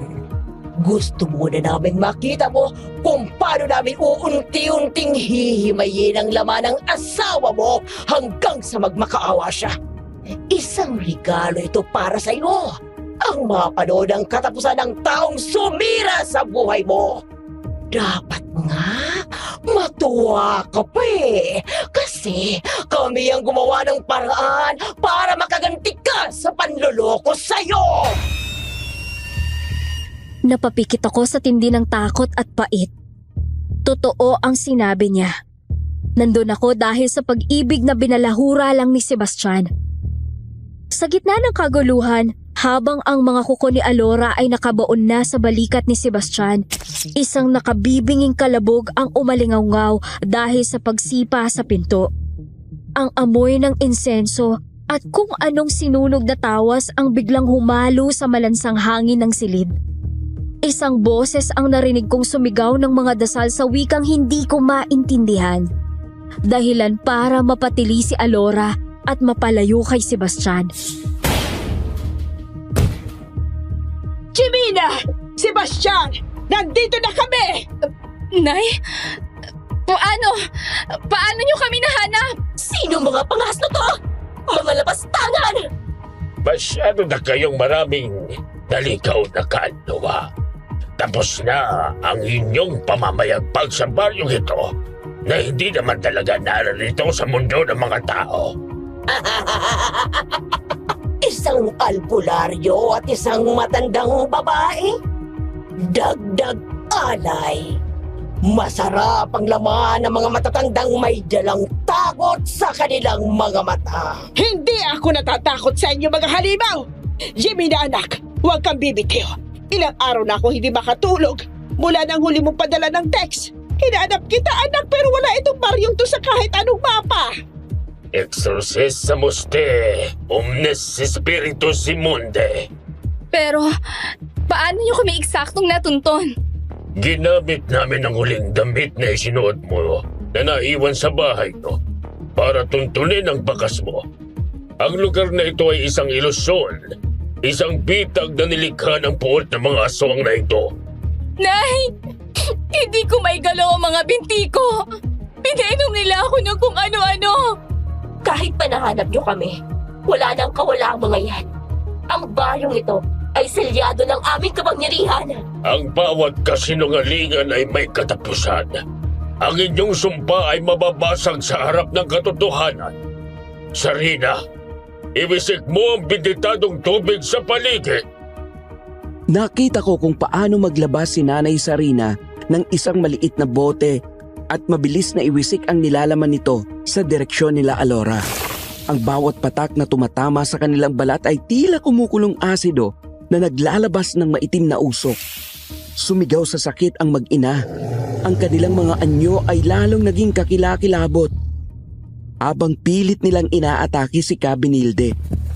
Ngunit may tila hindi makitang harang na humaharang sa kanila. Pinilit namin ang daan kahit na ayaw kami papasukin ng mga puno at ligaw na espiritu rito. Sabi ni Kabinilde, ang lugar na ito ay para sa mga aswang lang. Sebastian, kunin mo ang asawa mo. Ngayon na ang pagkakataon nyo. Habang pilit kong binubulag ang kanilang mga paningin, tumakbo kayo patungo sa silangan. Doon ang tamang daan palabas. Jemina! Halika na! Kapit ka sa leg ko! Tumakas na tayo! Hindi kayo makakaalis! Akin si Sebastian! Sa kabila ng hapdi ng kanyang mga sugat, pilit akong binuhat ni Sebastian. Ang boses ni Kabinilde ay patuloy sa pag-usal ng mga orasyon na tila nagpapayanig sa buong bahay. Ang mag-inang aswang ay hindi na nagtatago sa anyong tao. Ang kanilang mga gulugod ay nakausli. Ang mga balat ay kulay abo at puno ng mga itim na ugat na tila mga uod na gumagapang sa ilalim ng balat.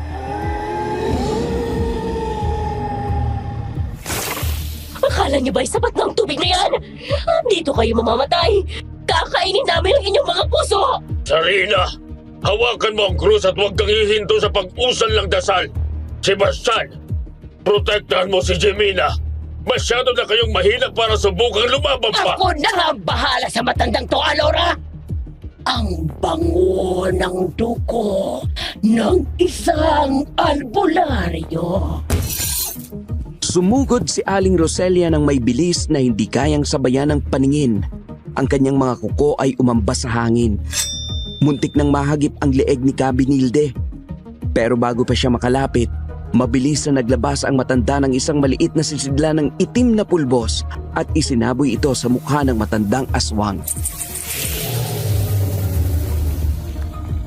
Malediktum! Ngayon din ay lumayo ka sa akin! Ang mga mata ko! Anak, tulungan mo ko! Habang nakapikit at nagwawala si Aling Roselia, hindi na nag-atubili si Kabinilde. Inilabas niya ang isang matulis na kahoy na gawa sa sanga ng kamagong. Sa isang mabilis at malakas na saksak, bumaon ito ng direkta sa dibdib ng matandang aswang. Hindi. Hindi maaari. Nay! Pinatay niyo ang nanay ko!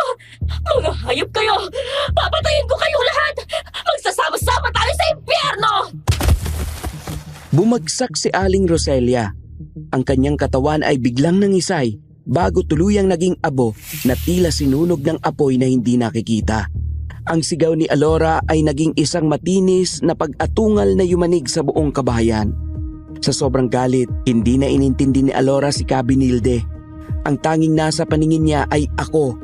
Ang kanyang anyo ay naging mas malaki.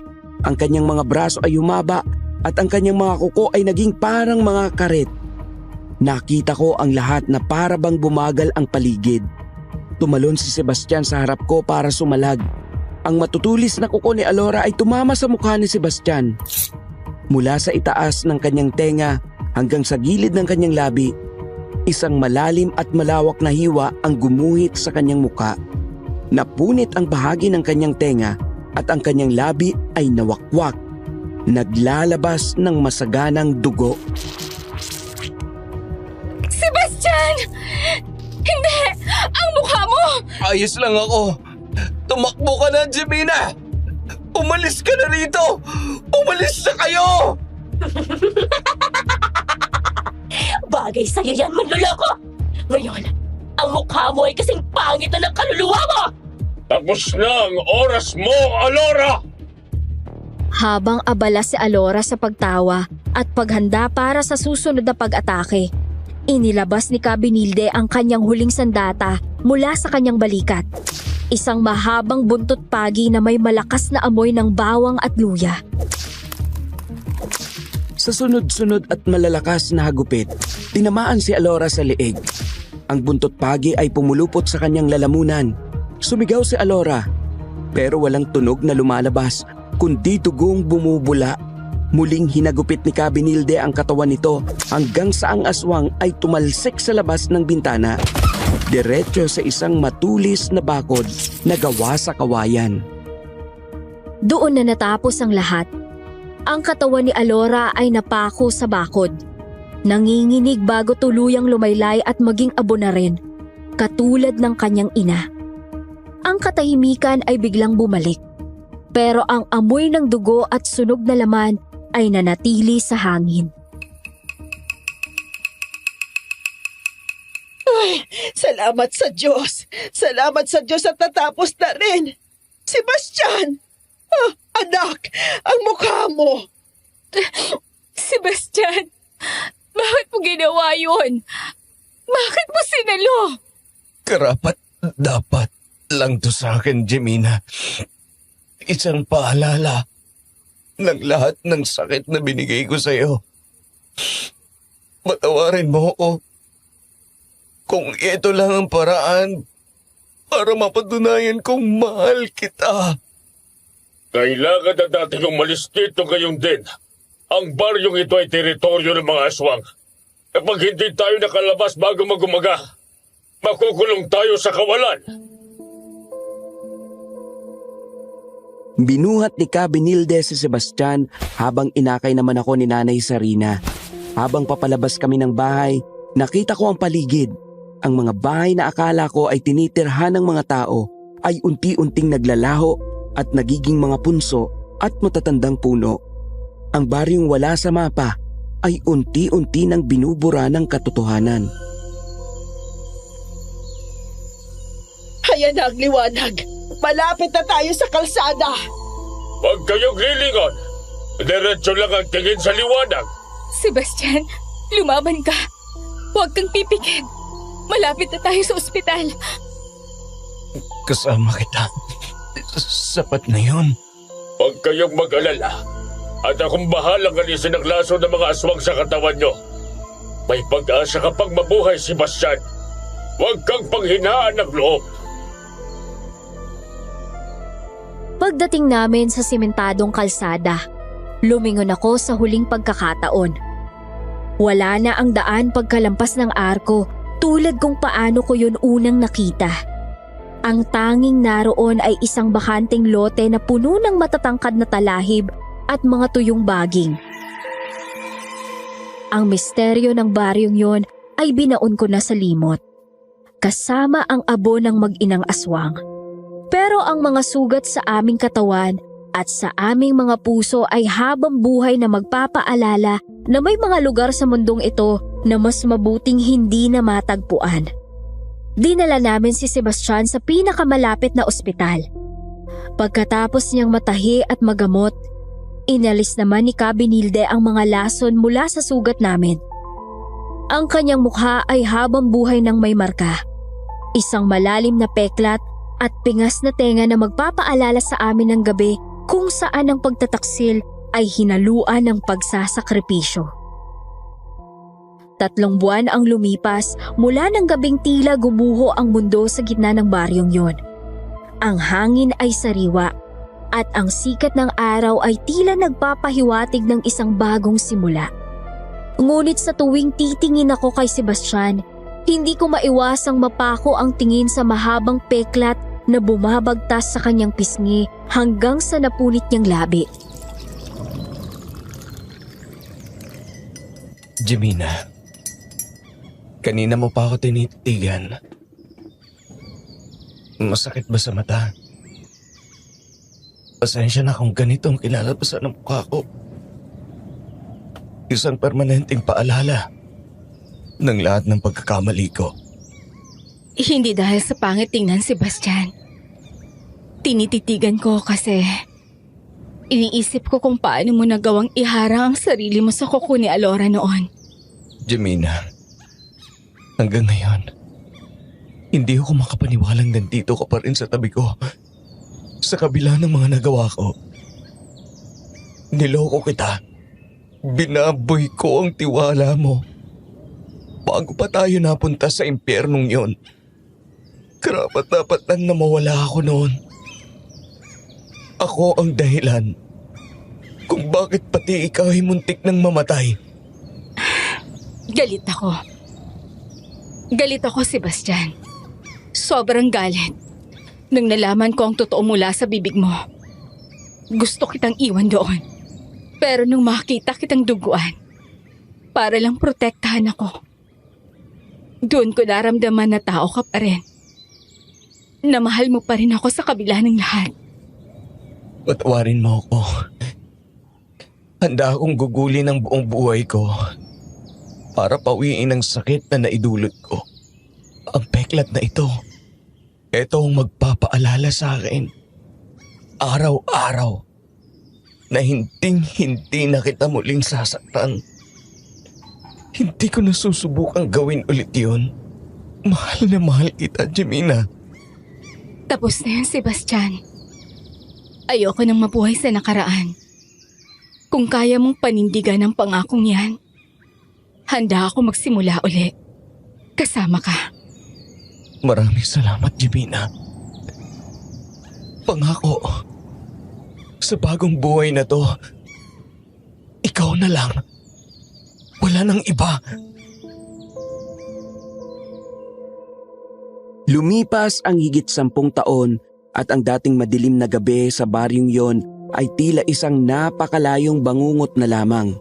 Ngayon, sa tuwing nagigising ako, hindi na pangamba ang bumabalot sa akin, kundi ang ingay at tawa ng 2 naming anak na sina Gabriel at Celine. Sila ang naging liwanag sa buhay naming mag-asawa. Ang katibayan na may pag-asa pa pagkatapos ng unos. Araw-araw, walang sawa niyang pinatutunayan na ang pagsisisi niya ay totoo. Ang pagtitiwala na dati ay durog na durog, unti-unti niyang binuo sa pamamagitan ng pag-aaruga at katapatan. Natutunan ko sa karanasang ito na ang mundo ay puno ng panganib at panlilinlang. Ngunit ang tunay na pagmamahal, kapag dumaan sa apoy at pagsubok, ay mas lalong tumitibay. Hindi man mabubura ang peklat sa kanyang muka o ang ala-ala ng baryong yon, nagsisilbi naman itong paalala na ang bawat pagkakamali ay may pagkakataon sa pagbabago. At ang pinakamalakas na sandata laban sa anumang dilim ay ang pagpapatawad at ang pagpili sa pamilya araw-araw. At dito na po nagtatapos ang aking kwento. Maraming salamat kung hanggang dito ay nakinig ka. More power, Aswang Radio. Aswang Radio. Aswang Radio. Aswang Radio. Magandang araw, tanghali o gabi sa lahat ng ating mga kaaswang sa buong mundo. Ako ang inyong lingkod, Popoy, at syempre hindi kumpleto ang kwentuhan kung wala ang aking napakagandang partner. Hello, hello! At sa lahat ng ating mga listeners, Paula here! Grabe no, Poy? Hiningal ako sa kwento ni Jimina. Parang ako ang kasama niya habang tumatakbo sa sitio balik-balik habang hinahabol ng dambuhalang aswang. Nako, Pao, hindi lang ikaw. Alam mo, habang binabasa ko yung part na hindi na siya maalala ni Sebastian, isipin mo, OFW yung asawa. Nagpapakapagod sa Dubai para sa kinabukasan ninyo, tapos pag uwi mo, sasabihan ka lang ng, sino ka? Napakasakit, di ba? Sinabi mo pa, Poy. Pero aminin natin ha, itong si Sebastian, naging biktima rin talaga ng tuso at mapang-akit na si Alora.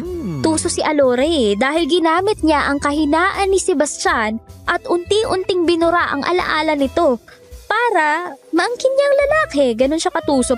Pero wait, hindi natin pwedeng i-justify yung panluloko niya nung una bago siya naging emotionless sa baryo. Tama ka dyan, Pao. Ang galing din ng karakter ni Jimena. Matapang siya kahit alam niyang delikado at punong-puno ng aswang ang lugar. Hindi siya sumuko para bawiin ang asawa niya. At wag nating kalimutan si Nanay Sarina, ang ihemplo ng isang mapagmahal na ina na laging handang rumesbak para sa kanyang anak.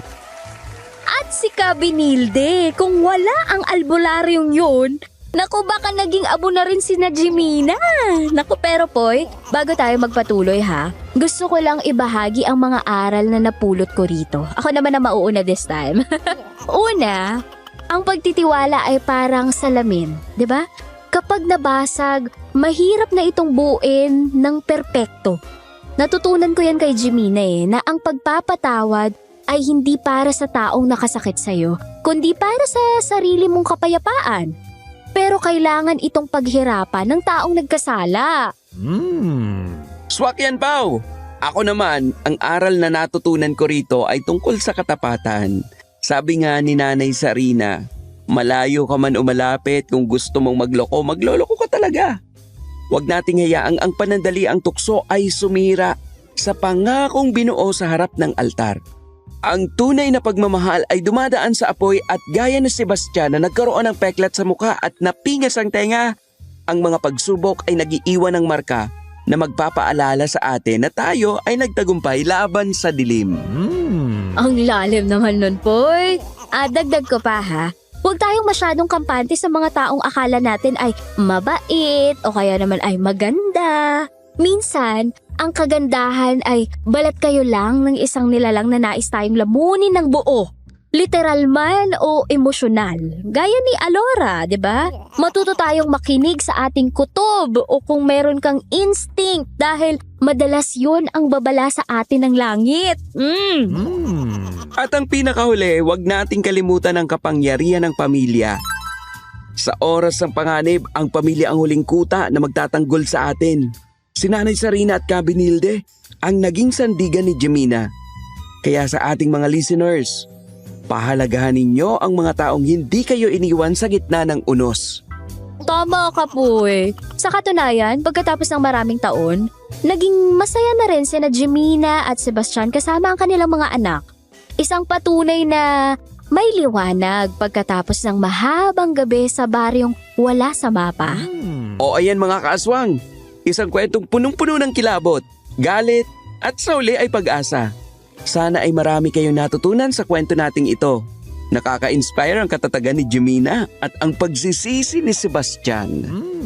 Pero bago kami tuluyang magpaalam, gusto naming marinig ang inyong mga saloobin. Ano ang naging insight ninyo sa kwento? I-comment nyo lang ang inyong mga saloobin sa ating comment section At babasahin namin ang ilan sa inyong mga sagot sa susunod nating segment. Maraming salamat sa pakikinig at sa pagtambay sa Aswang Radio. Tandaan, ang mundo ay puno ng panlilinlang, kaya manatiling mapagmatsyag at laging tapat sa minamahal. Hanggang sa muli nating kwentuhan at komentaryo, ako si Popoy na nagsasabing pwede mo akong gawing midnight snack, pero dapat ako ang unang kakagat. At ako naman po si Paula, hindi ako nangangain, maliban na lang kung ikaw ang uulamin. Keep safe and stay tuned dito lang sa Aswang Radio, kung saan ang katotohanan ay mas nakakakilabot kesa sa kathang isip. Aswang Radio, ang radyo ng mga aswang. Halina